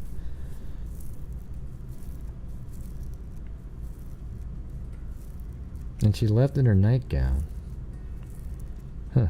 God, what a weird story this is.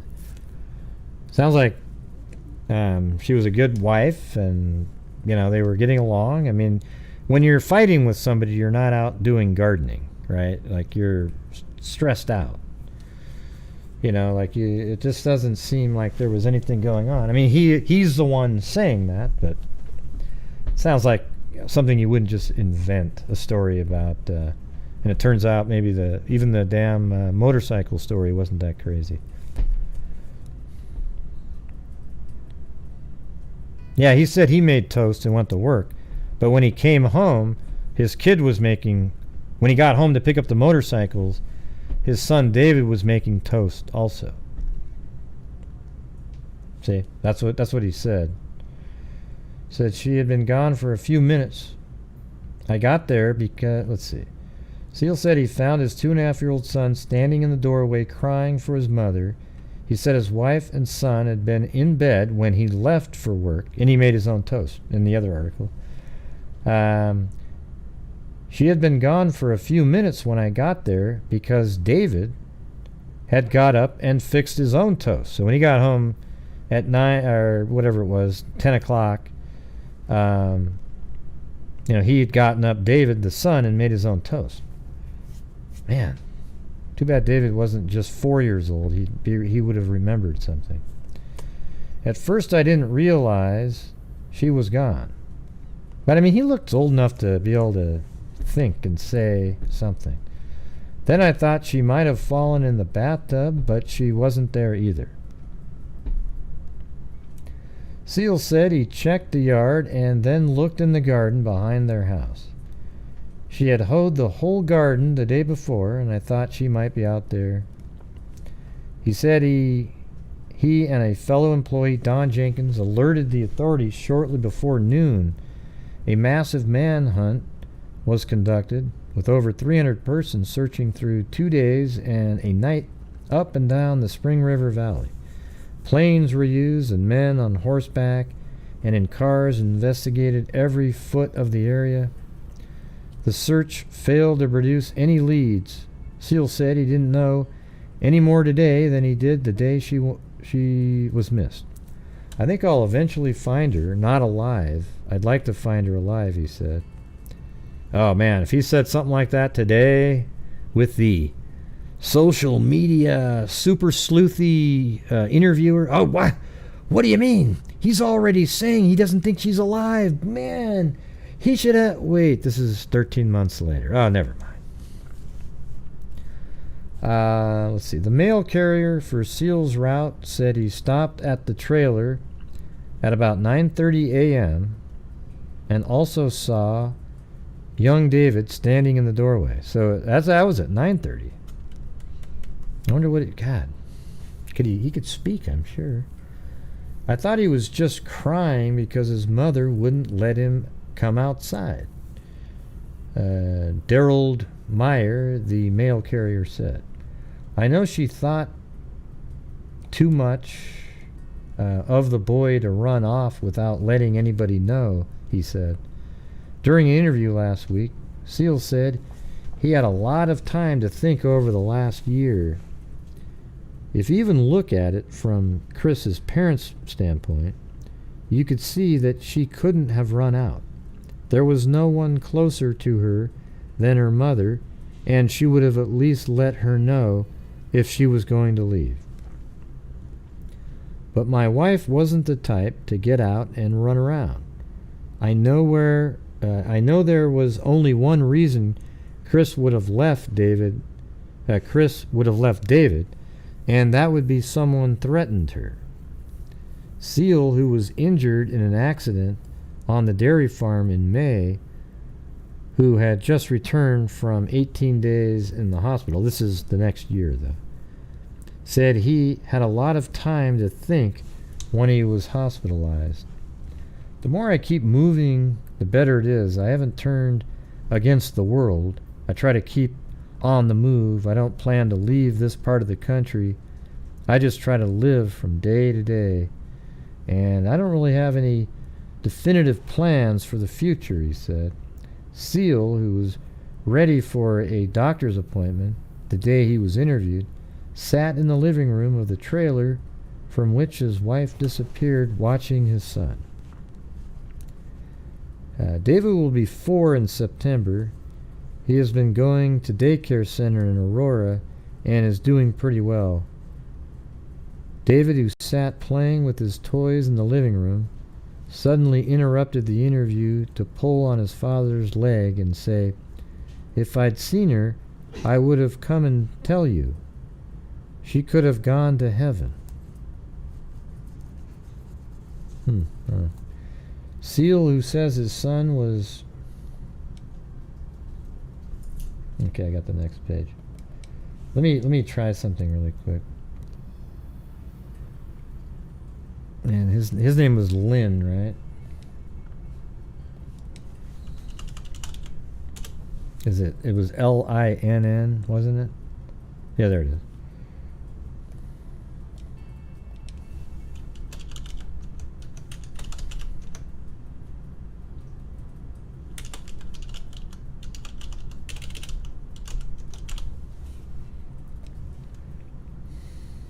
Okay, that's probably him. 71. That sounds just about right. 71 years old, and hope he's still alive. Yep, still alive. Born in 1950. Yep, that makes sense. He was 22. This is 72. Address history. Aurora. Okay, there's a 95. Alright, let me try this one. So this one's going to be really close to the area because I saw Aurora to the right a minute ago. Yep. So this is a house he lived in in 1995. Kennesaw, Aurora, Little Mountain, Chap. Yeah, I don't see the address of the mobile home. It's not there. Probably wasn't even listed because he was, he was living on somebody else's farm in a mobile home on it. He'd be interesting to talk to, though, don't you think? Maybe I'll throw that, maybe try to give him a buzz, right? See what's going on.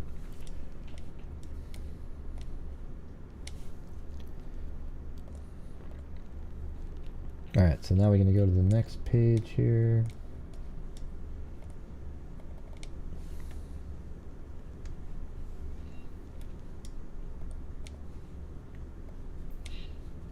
Alright, so let me continue. So, Seal, who says his son was asleep when his wife was abducted, says the only thing his son knows about his wife's disappearance are things he has picked up over the past year. I haven't given him any explanation. The only thing he knows is that she's gone. Well, what was he saying at that time, though? I mean, just even if he was... Suddenly, David looked up from his playing and pointed to the ceiling. "Mother is up there," he said. God, I hope there's no attic in that thing. Let's see. Seal said it had not been hard to talk about the disappearance I know he was pointing to heaven. Right? Disappearance because he was eager to turn up some clue. But as he sat in the chair, tears came to the 23-year-old farmer's eyes, and he twisted his gold wedding band constantly. He said most of the community's residents had been very helpful in the search. See, it's weird, too, because he's still like when he,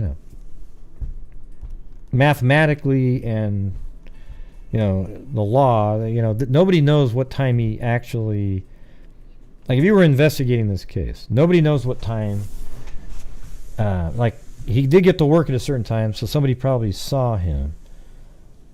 And he might have just left his kid at home, and he had, it's possible he had done something prior to that, but it doesn't sound like it.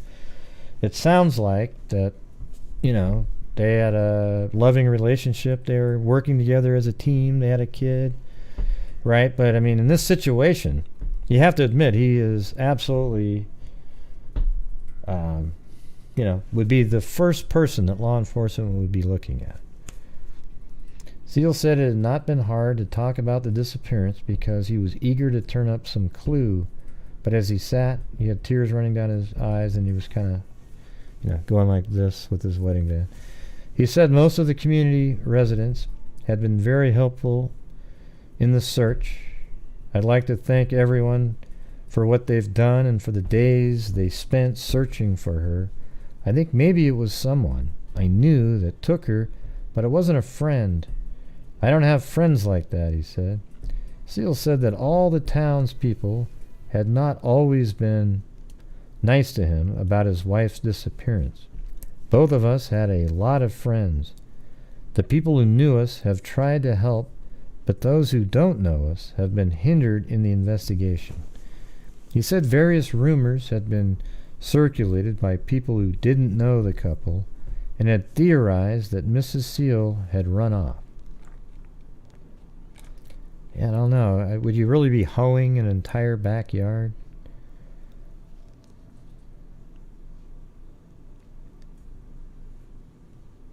Yeah. Elsie Riggle, co-owner of the Riggles Grocer in Verona, where Mrs. Seal shopped, said that she thought Christene was a marvelous woman. She wasn't the type to run off. She was very quiet and mature for her age. She used to come in with that little boy after she'd come home from work in Monet. I think she was taken away. Dwayne Mars, owner of Dwayne's Beauty Shop in Monet, where Mrs. Seal worked, said he thought Mrs. Seal was a fine young woman and a dependable employee. She worked 3 days a week for me, and she was always on time for work. The investigation continues for Mrs. Christene Anna Seal.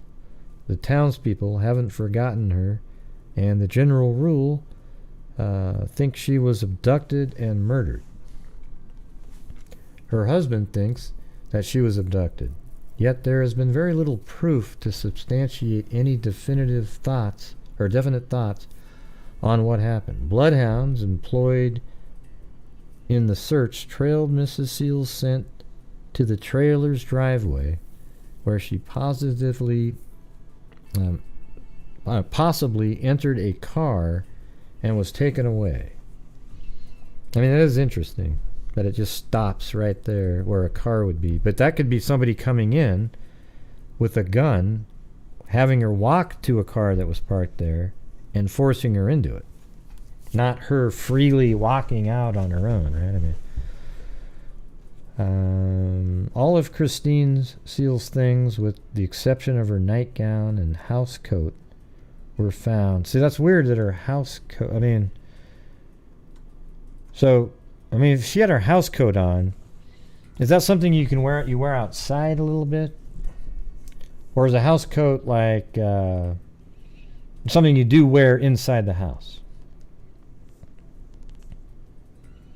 Because if it's something you wear inside the house, that means she got up already. Yeah, I don't think it was the husband, but he's definitely the one that you'd be looking at first.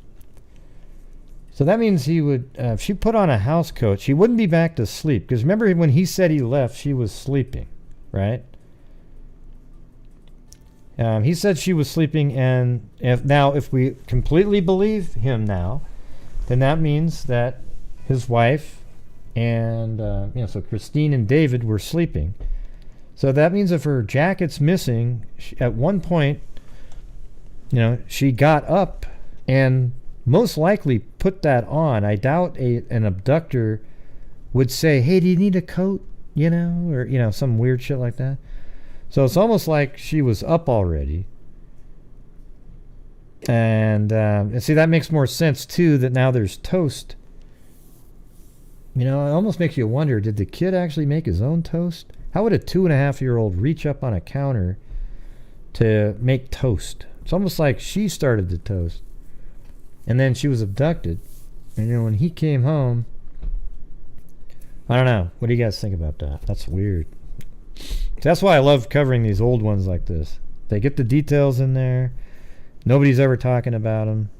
And it's interesting.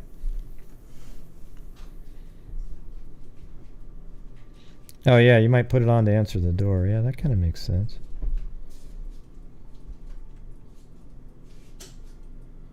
Yeah. So is a robe the same thing as a house coat, maybe? Or hold on, let me just...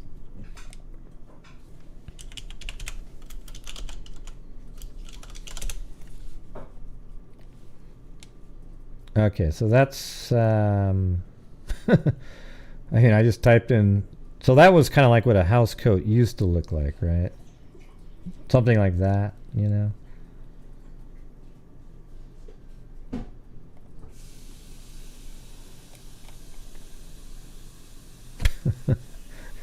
I mean, it looks kind of like that, like an ascot almost, right? Is that what that is? Yeah, they're almost the same thing, right? Yeah, like a robe. I think it is a robe. All right. So her husband thinks that she was abducted, yet there's been very little proof to substantiate any definitive thoughts on what happened. Bloodhounds and employed in the search trailed Mrs. Seal's scent to the trailer's driveway, where she possibly entered a car and was taken away.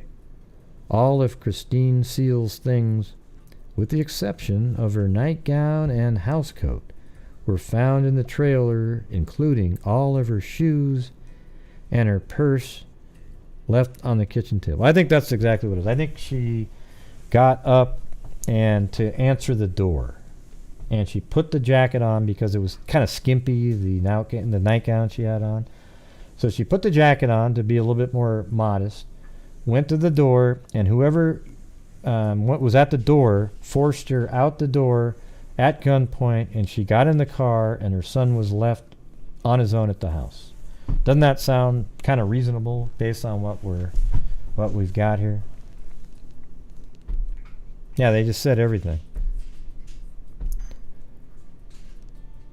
Yeah, I don't know. And it could have been that he started, he was in the house, but I think she put the jacket on because somebody came to the door. I don't know why you wouldn't wear, seems like you're in a small little place like that. I don't know how many people put on a robe unless it was cold, except this was I think this is in the summertime, so I don't think it gets too cold in Missouri in the summer.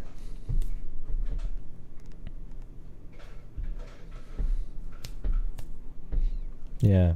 Now the toast thing, she could have been up making toast already for her kid.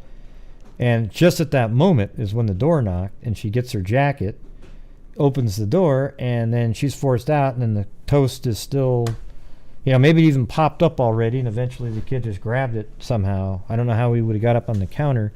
I'd have to see it. Okay. Her nightgown and housecoat were found in the trailer, including all of her shoes, and her purse left on the kitchen table. So she probably just sets it there, But Lynn Seal continues to wonder about his wife's disappearance. After the interview last week, as Seal and his son got up and headed out to his pickup truck to keep his doctor's appointment, The young father turned around and added a last thought. David and I have a long life ahead of us, but sometimes I just lay in my bed at night and wonder what happened to Christene. And even more, I wonder what she has had to go through. What she has had to go through. Yeah.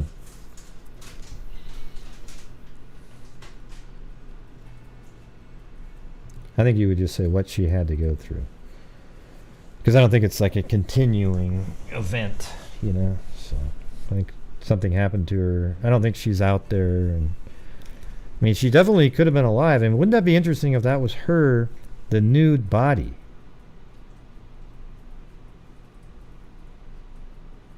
I don't know what that means, Jenny DeWitt. I'm not even sure what you're talking about.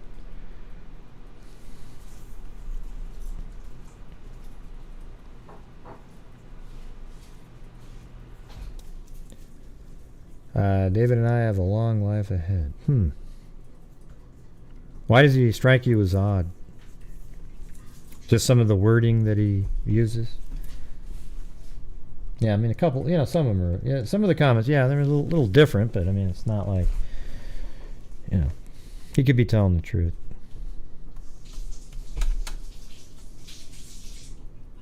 I watched you before. I don't even know what that means.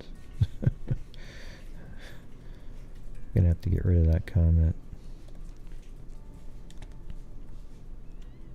Yeah, I mean, he made some strange ones, but you can also see a scenario where an accident happened at home of some sort. Maybe not really an accident, and I don't know. I feel like the kid would have heard something and been able to articulate even at that young age. It's almost like he was still sleeping when she went to the door, but then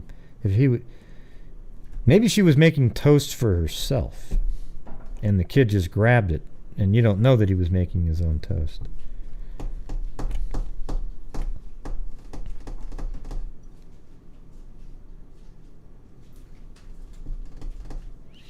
Well, they said that there was a nude body on one of the previous I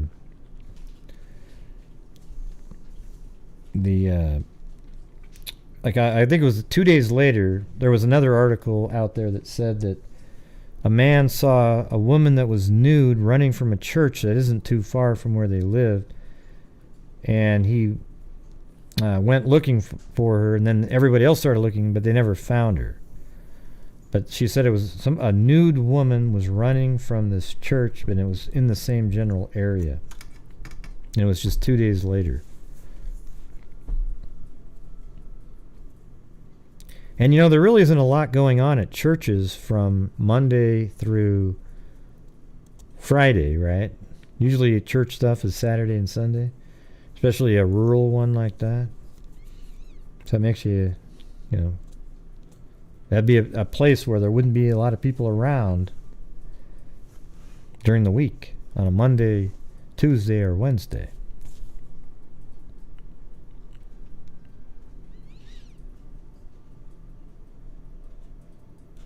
Yeah. I mean, that's what I'm saying, living it. I mean, you can't really rule him out at all. I'd love to hear more from law enforcement, but they don't seem to... maybe they were able to rule him out. I don't know, but I don't know how you can, because there's no witness prior to 8 o'clock. Something could have happened to her at 4 in the morning.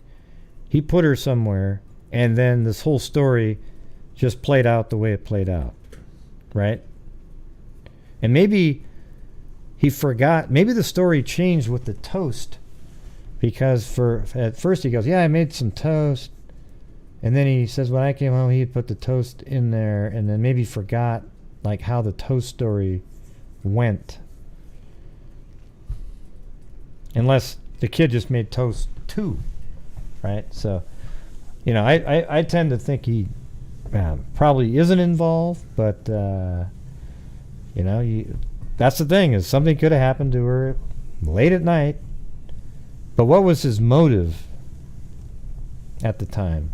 Did he start dating somebody? Sounds like he's still single You know, could have just been something happened, and he took care of her, and then he's still sleeping in the morning. David, he takes a chance, goes to work, and that's maybe I would like to know whose idea was it to get the motorcycles to herd the cattle. Because he might have been, I got to get home. Hey, let me go get those motorcycles to herd the cattle so we can get the ball rolling here. You know? Something like that. Because you got to get home because you have a son. You had to leave the door open. Right? So you had to leave the door open. Now you know your son's going to be up and you want to get home before he just kind of wanders off because you care about your son.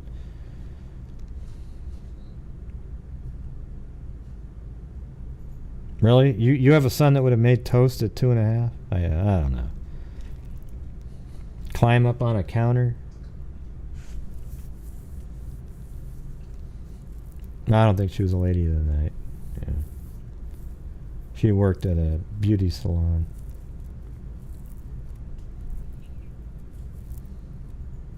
I don't know, yeah. Kenny B. The off-road bikes open when you go to work. Maybe didn't like her hoeing the garden. Might have been jealous of her being outside. Oh, I don't know about that. Jeez. Why would he be? Maybe didn't like her hoeing. Why would he not like her hoeing the garden? I don't get it. You mean he didn't like her hoeing because of the second part where you say he might have been jealous of her being outside in front of other men? I don't know.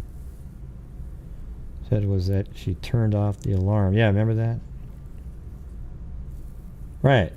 She turned off the alarm. Almost like, because, okay, the alarm's on.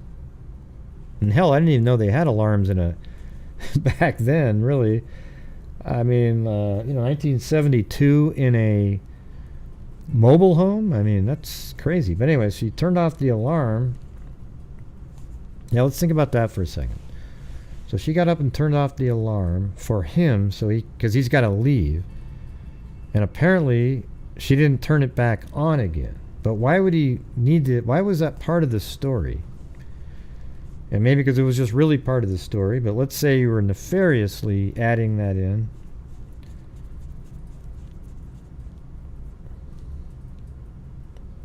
I don't know. Oh, you mean it was an alarm? Oh, an alarm, not a.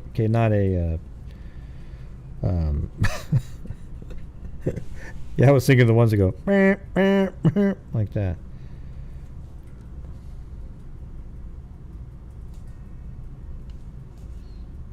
What does that mean? You relegate. What does that mean?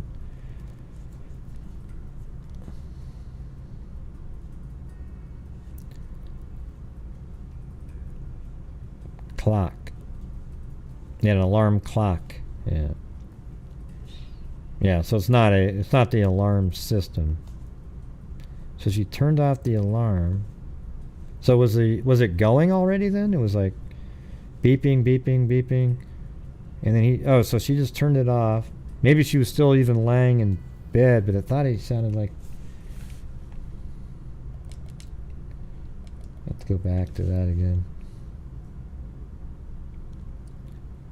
Yard of the home of Lynn discussing the disappearance. The 22-year-old dairy discovered missing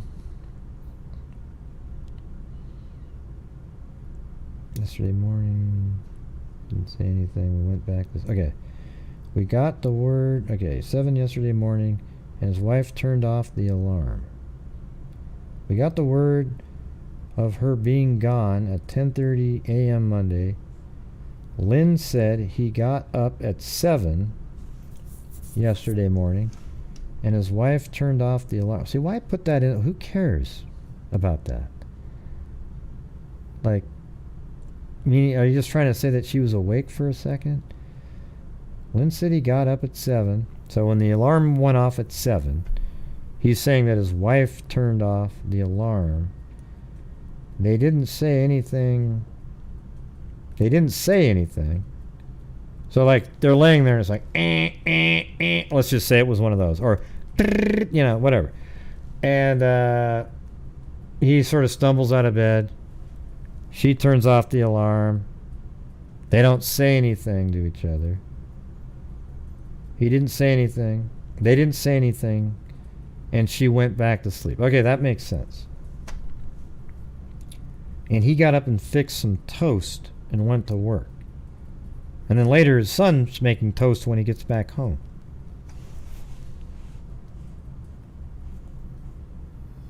Yeah, on his boss's farm, yeah. Yeah, no, he didn't live too far away from work, yeah. He worked for the same guy that owned the farm, and that farm was close to there too. They said that. Are you guys like way behind or something? Yeah, he might have just walked to work. Did they have electricity? Well, yeah, it's a mobile home. Did they have electricity?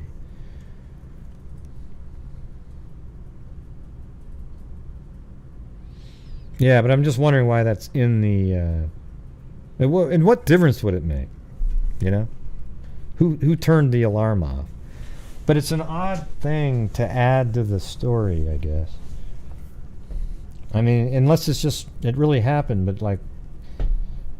I guess that would be your last memory of her doing something. Yeah, I woke up and I remember her turning the alarm off. We didn't say anything. She just went right back to sleep. Then I got up, got ready for work, made some toast, and I was out of there at 8:05. And then while I was at work, they said, hey, you know what? We need to get your motorcycles to herd some cattle. So I went home to get my motorcycles, and when I got there at 10 o'clock, my son was standing in the door. My 2.5-year-old son, David, was standing in the door, and he had made his own toast, apparently.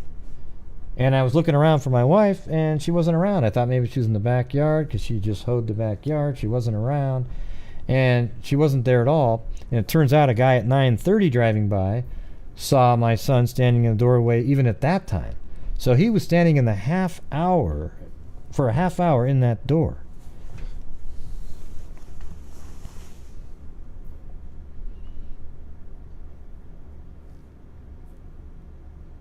Well, no, he would know what time he got up because the alarm went off.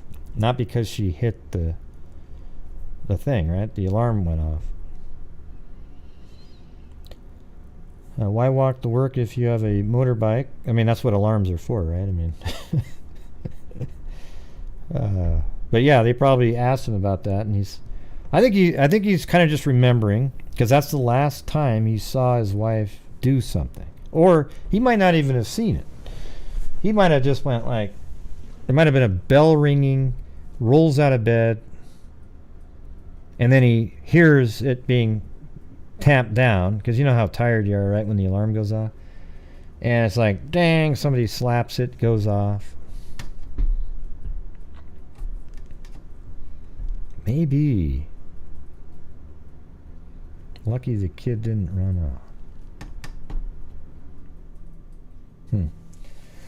Alright, anyways, let's play. There's a video that was out. Hold on, I think I've got it on the... Here it is. The link's in the description. She takes us back to the day the woman went missing, Elizabeth. Pretty loud. Yes, good morning, Paul. So it was June 19th, 1972. Christene still lived in Mount Vernon with her husband and their son. They lived in a trailer that was located on Calico Farms in Mount Vernon. Yeah. That morning, her husband... Right, so if she's normally the one, Dan, then what difference would that make? I mean, why, I don't know why. Yeah, it could have been, but it's like... I mean, what's that? I don't even get what that's sleuthing out right there. tells me that he gave her a kiss, told her goodbye, and left. That would be the last time that anyone would ever see Christene Seal. Now, I want to get some photos of her up on your screen right now. She was 22 at the time that she went missing. He arrived back later to the house with a coworker to find their son, David. He was 3 at the time. He was crying in the doorway. Christene was nowhere. Turns out that morning was the last time anyone would see Christene. Not a trace of her or any information about her disappearance has been found for 48 years. Trudy Nichols, Christene's mother, tells me the police within those first hours said they couldn't do anything, suggesting that maybe she had just run away. They told the family and her... Yeah, he could very well just be relaying information.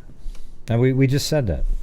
He could be saying exactly what happened, and he also remembers that's the last time that, he knows that she was awake doing something. Because the alarm was turned off. So I got up at 7. She turned off the alarm. We didn't say anything to each other. She just went right back to sleep. That's absolutely just sounds like a normal thing, right? Just a simple statement. But if you're going to look at it nefariously, try to think of what a nefarious angle of saying that is. Well, yeah, I don't know if it could be weird though, right? I mean, to me, it's not like overly weird. I'm just saying it's a little strange to be like a detail. Like you would just say, yeah, man, I got up at 7. Really tired. They were still sleeping. I got some toast. But you're saying that she turned off the alarm. I mean, it could just be something, but it's also what you could be doing is planting the seed that she's still alive at that time. All right? Isn't that a possibility? That you're saying, yeah, she's the one that turned off the alarm. Yep, she's still alive and everything. And then I went and got some toast. Okay? Because if you don't say that, if you go, yeah, I got up at 7 and I just explained it to you, Dan. So you got up at 7 and I woke up and I made some toast. Well, then there's no mention of her still being alive, right? See what I'm saying? There's no mention of her being alive. But the fact that you're saying that she turned off the alarm. Now, this could be in the articles because after being interviewed by police, they wanted to make sure they had those details. And he knows that that's important after thinking about it. So he throws it in there as well. That yes, she was alive and awake and she hit the alarm. So that's what I'm saying. So I'm trying to, sometimes you got to look at something that seems somewhat, might not have any meaning at all, but it could mean something because that's the one hint to everybody that she was alive when he got up. Now, let's just say he did do something to her in the middle of the night. Wouldn't that be a great way to tell everybody that she was still alive in the morning? Yeah. So there you go. That's I hadn't thought of that until just 3 minutes ago when I first said that, because I was trying to think of what would be the reason you might say something like that, and there it is. But yeah, it's not weird, like, oh my God, it's the weirdest damn thing in the world. It just seemed like an extra detail that normally you don't hear something quite in there like that, but you do too sometimes too. And this is also, this is right, let's see, when was that? Yeah, so that was very early on, so that wouldn't be something that over the years he contrived or anything like that. But yeah, I agree with you, Dan, that it's not like a crazy, it's not like, oh my God, that's just absolutely wild. Yeah, he said that on the later one, so it's not no. That was the first article, you remember? That was what he said later on. He hinted again. He was even trying to get more stuff. That was the 13 months later. Yeah. So he thought she was recently alive because the kid. Well, he said the kid made toast though. So why would him making toast mean that she was alive just prior to that? I mean, that she was recently alive in the house. She could have been gone since 8, and he got up and was hungry and made some toast, if that's possible. But the original comment about the alarm was in the first article that we read of the incident.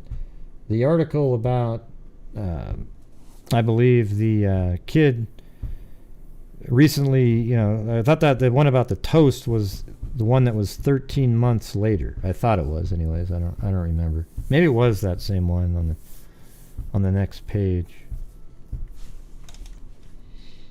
Let's see. Here, let me try it a different way here.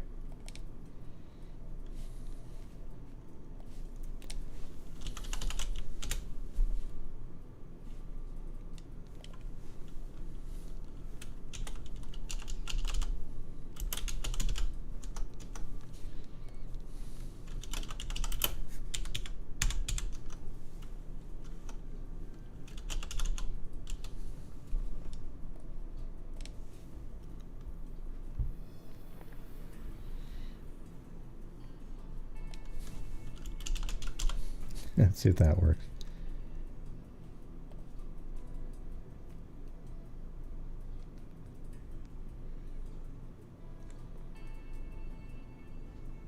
Okay, there's toast there.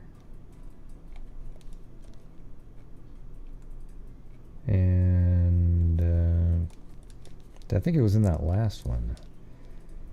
Maybe not. Let's see if it's on this.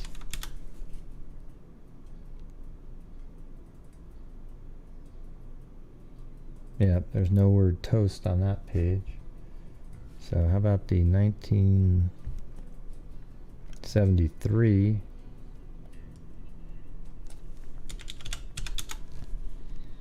And that's the only article. And let's see where toast is.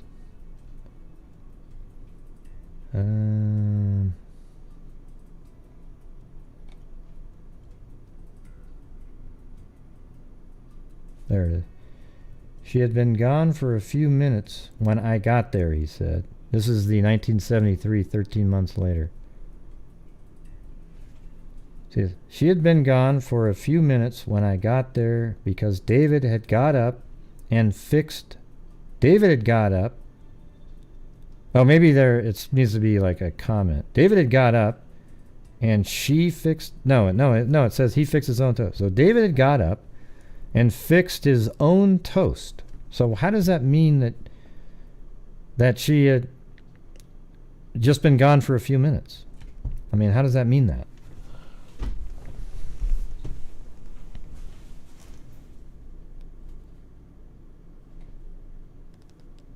Yeah, but that doesn't... I know what that means, but it doesn't mean that. That's what I'm saying. It doesn't mean that. That's just him saying that. It doesn't mean... if he made his own toast, he could have made the toast 35 minutes after she left and started putting stuff on it. Okay? It's obvious, So he's just assuming that... I mean, this whole thing... she had been gone for a few minutes when I got there because David had got up and fixed his own toast. I mean, how does that mean that it was just a few minutes? It doesn't mean shit. He obviously wasn't going to leave the home because he sat there for a half hour from 9:30 to 10, not leaving the front door. So she could have been gone at 8:30, and he got up at, I mean, I don't know. The guy saw him in the doorway at 9:30, so did he make toast after that? Was she still in the house at 9:30 when the guy drove by and saw David standing in the doorway?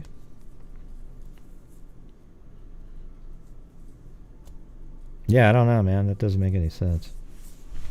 I don't know. I mean, she must have just left. I don't see any reason that would mean she just left. There's nothing in that statement at all. Seal said he found his 2.5-year-old son standing in the doorway crying for his mother. He said his wife and son had been in bed when he left for work at 8:05, and as we know before, she's the one that turned the alarm off at 7:05 or whatever, 7 o'clock-ish, and they went back to sleep, but he got up and got ready for work. She had been gone for a few minutes when I got there because David had got up and fixed his own toast. That's just, I mean, if he has the ability to fix his own toast, it could have been any time after she was gone, and this whole she had been gone for a few minutes thing means nothing to anything. It doesn't mean anything at all. What'd you type in?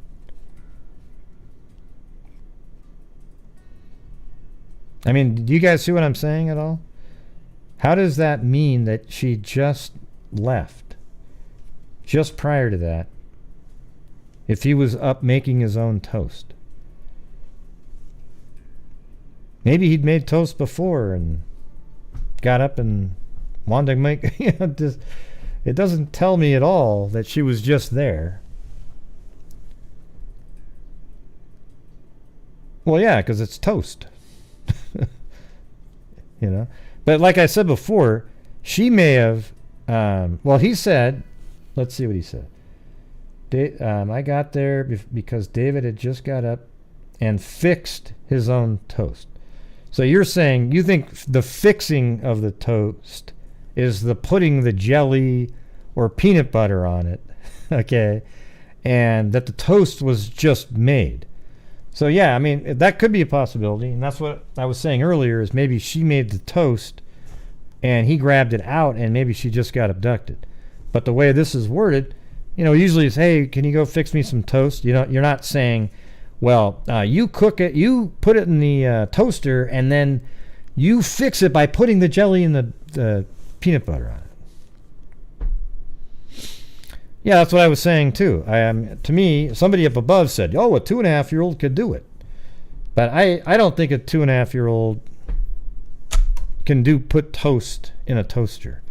That's why I'm not even sure about any of this stuff that we're talking about here. I mean, a 2.5-year-old climbing up somehow on a counter, taking toast out of a bag and then putting it in there and then pressing down the two things. I'm just going by what he's saying. But yeah, I guess let's type it in. Let's see what we can.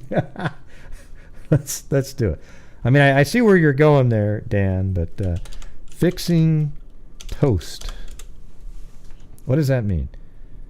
No, I just...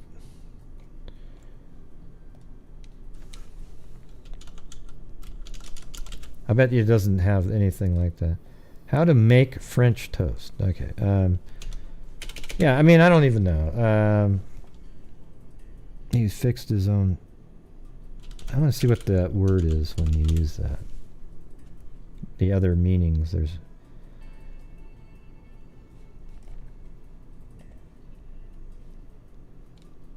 Yeah, screw it. Let's sleuth out the meaning of fixed. Actually, it's funny though. It does kind of matter, right? Like it matters in this one. She had been gone for it depends on what the meaning of is. Okay. I'm going to call up the Webster Dictionary people. Yeah, I never use... But if someone say, hey, would you fix me some toast? Sure. Hand me the toast. Sure, hand me the toast, okay? Well, what do you mean? I want you to make my toast. No, fixing just means putting jam and peanut butter. And perhaps even some butter below the jam or peanut butter. Oh gosh, Greg, I like having cinnamon on my peanut butter. Well, that would be part of the fixings, Mary Lou. Thanks, Greg. I like it that way, gee. Well, why'd you say G after that? I don't know, I just like saying it.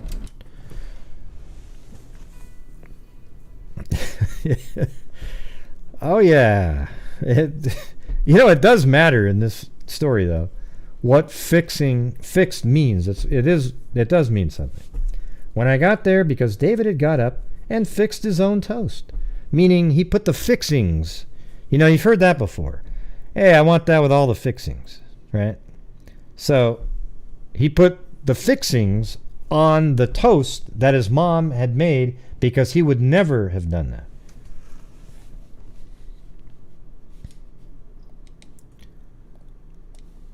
Is it something I need to check now, though? I mean, data or what's going on? I think that's it, man. I think you nailed it. I think you got it right, Dan. I think it really is that he believes she must have just been there, because there's no way in hell his 2.5-year-old son was going to put the toast in the toaster, but he was able to put his own fixings on the toast. Bam! We nailed it, everybody.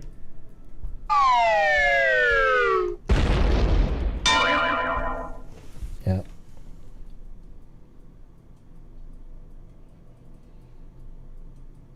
Oh, God. He said he was on a TV show? Oh, she's always in there bashing and stuff. Oh, yeah?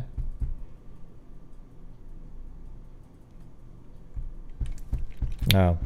I guess there's some drama going on somewhere. I'm doing my own show, though. It's great.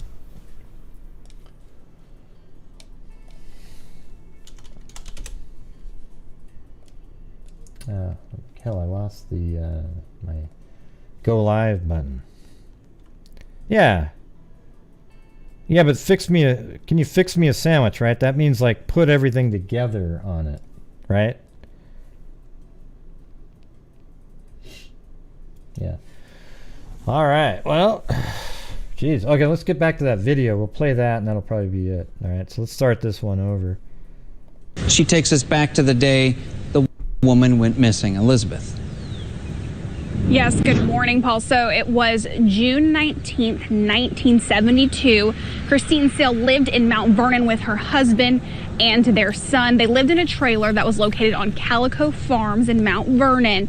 That morning, her husband tells me that he gave her a kiss, told her goodbye, and left. That would be the last time that anyone would ever see Christene Sale. Now, I want to get some photos of her up on your screen right now. She was 22 at the time that she went missing.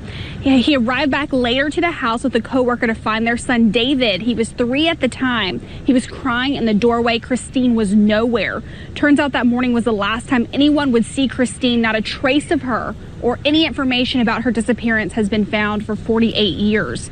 Trudy Nichols, Christene's mother, tells me the police within those first hours said they couldn't do anything, suggesting that maybe she had just run away. They told the family and her husband they couldn't do anything for 48 hours. But Trudy knew Christene would have never left the way she did. I realized or saw when we got there that the child was there, that the car was there, that her purse was there. Wow, she's still... And that she wasn't there. No, there's something bad wrong. She's like 90-something. Yes, her purse was there. All the items were there. Nothing missing in the house. Nothing moved. No signs of struggle in the house. Just no Christene. No, Trudy told me that she knows that she would have never have left without her son, David. She was a very good mother, loved her son, and she just would have never, ever... Yeah, one thing you could say is the robe is a sort of a notch in the favor of Lynn, the husband, right? Because if something happened to her, why would he take the time to put the overcoat on or something like that, right? Like she would have been sleeping in the nightgown, and that'd be a weird thing to have put on her, I think, unless you were using that to bundle her up in some way, but I don't know. Done that. Now, if you have any information about her disappearance, about her, anything that you maybe remember from that time, please contact the Lawrence County Sheriff's Department. Now, in just a few weeks, I'll be taking a deeper dive into this investigation, bringing you all the information to the surface, because there's a lot of twists and turns. Well, we're not saying he did that, Chris 22. I mean, that's one of the reasons, but that's maybe why he got home at 9:30, because maybe the child was still sleeping. And he figured, he had to get home at 9:30 to. That's why I want to know whose idea it was to use the motorcycles to rustle up the cattle. In this story, reporting from Lawrence County, Elizabeth Van Mitri, back to you. A cold case in Lawrence County has baffled investigators for nearly 50 years. A woman just vanished, leaving her toddler alone at home. Elizabeth Van Mitry has been working with the sheriff's office to put a spotlight back on this case. Elizabeth.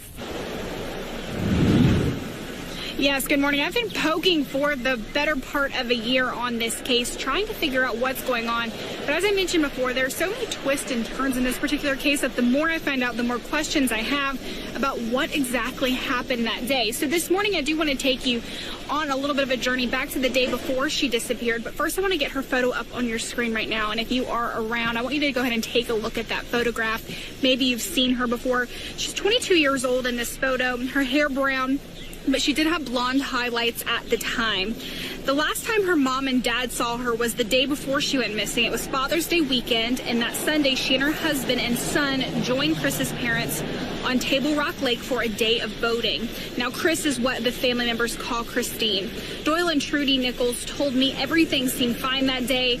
They did go back to the Nichols home for dinner that night. Trudy, Chris's mother, remembers everything about their last moments together.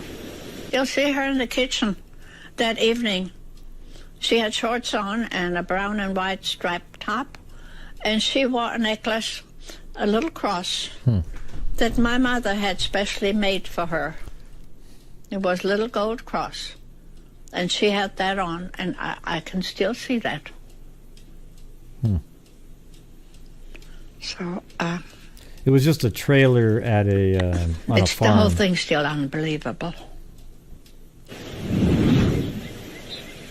Unbelievable 48 years later for that family that they still have nothing. They That know should be nothing 70. about what happened. Now, what you may not know is in that interview, her husband, Trudy's husband, Doyle, is sitting right beside her. Doyle didn't want to be on camera at the time, but he told me that before he died, he wanted to know something about her disappearance. Now, he died in December of this year at age 98. Trudy is still alive and still hoping to find more information out about her daughter. Reporting from Lawrence County, Elizabeth Van Mitry, back to you. Yeah, it was pretty touching by the mother there. Yeah, what a weird one. Jeez. Just, yeah, but that's what's so interesting about some of these older cases. There's so many cases out there that are easily as interesting or more interesting than some of the ones that everybody just dwells on day after day after day. Maybe I'll try to call the husband, see if he's still out there, get more information. Or maybe even the mom. She's still out there. That's incredible. She must be like 92 or, in that ballpark anyways. 93, 94. Yeah. So that is going to do it, you guys. I think that show went on for 3 hours and something, for sure. I started at... Wait, what time did I start? 6. This has been 4 hours and 9 minutes. Yeah. 4 hours and 9 minutes. Are you kidding me? Jeez. Unreal.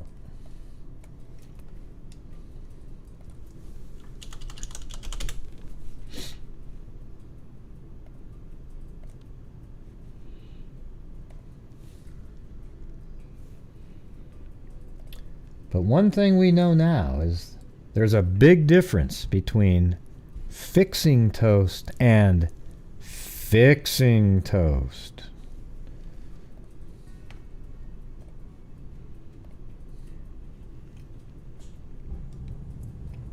All right, so thank you to Georgina Stoliker, Jessica Schubach, Rita Schaefer, RM, Eugenie, Tracy, Zozo, Lee D, Plato, Brandy C, Rita Schaefer, Sooner History, Ria Mazzarone, Your Gypsy, Candalee Woodward Stone, Lynette Birds, Mary Glaviano, Super Brown Ninja, Tina Susser, Paul Hallett, Mom of Four, JD, Jessica Schubach, Georgina Stoliker, Scott Holland, Adniram, Eugenie, Suzanne Marcella, Philly, TTJO Tracy, Carolina Girl, Organism Gel, Scott Holland, living it, as in living the dream. Beholder, as in the eye of. The. Juju Positive. Sandra Halford. Alvina May.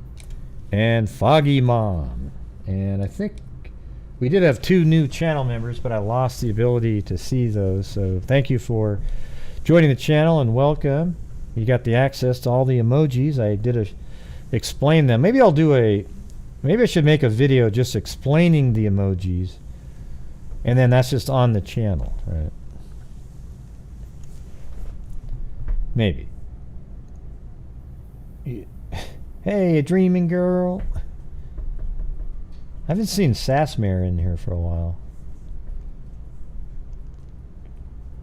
Yeah. Oh, come on. Chloe and Blue are on the screen for a long time. All right, everybody. Thank you very much for being here tonight. Thank you for your input and your ideas and thoughts. And thank you for supporting the channel with super chats, channel membership, hitting the like button, watching. Make sure to hit that like button on the way out the door if you would. We actually, right now, we have more likes than people watching. That's pretty good. So, anyways, we'll get back to some more stories tomorrow. And that's it. We'll see you guys later. And as I always say, everybody, until next time, be safe out there. Probably not don't have any time for any Mary Lou stuff. Bye-bye. Oop, wrong one. Hey, everybody, how's it going? Yeah, I've been doing this true crime thing for quite a while now. What? And Nothing for me. You're mean, right? One person. I'm not mean. Yes, you are. Click rejector. I'm a certified human lie detector. Gonna get you on a stretcher. They try and bring me like a whole projector. Crime sector is my nectar. The Professor Green's gonna give another lecture. Crime collector, freak connector. And I'm always gonna be a protector. Fool deflector, interceptor. And I mean a better specter with a vector. On his specter, with all respect, y'all. Just remember, I've a temple fucking check ya. I have no agenda. I'm no pretender. Hey, is that toast, Dan? Hey, Daddy, are you fixing me some toast? I'm only 2, so you gotta make me some toast. You gotta fix me some toast. Yeah, so I'll just get right back. All right, everybody, thank you. Wow, Mary Lou, you're really losing it. You're really losing it. All right, everybody, we'll see you guys tomorrow. And as I always say, be safe out there.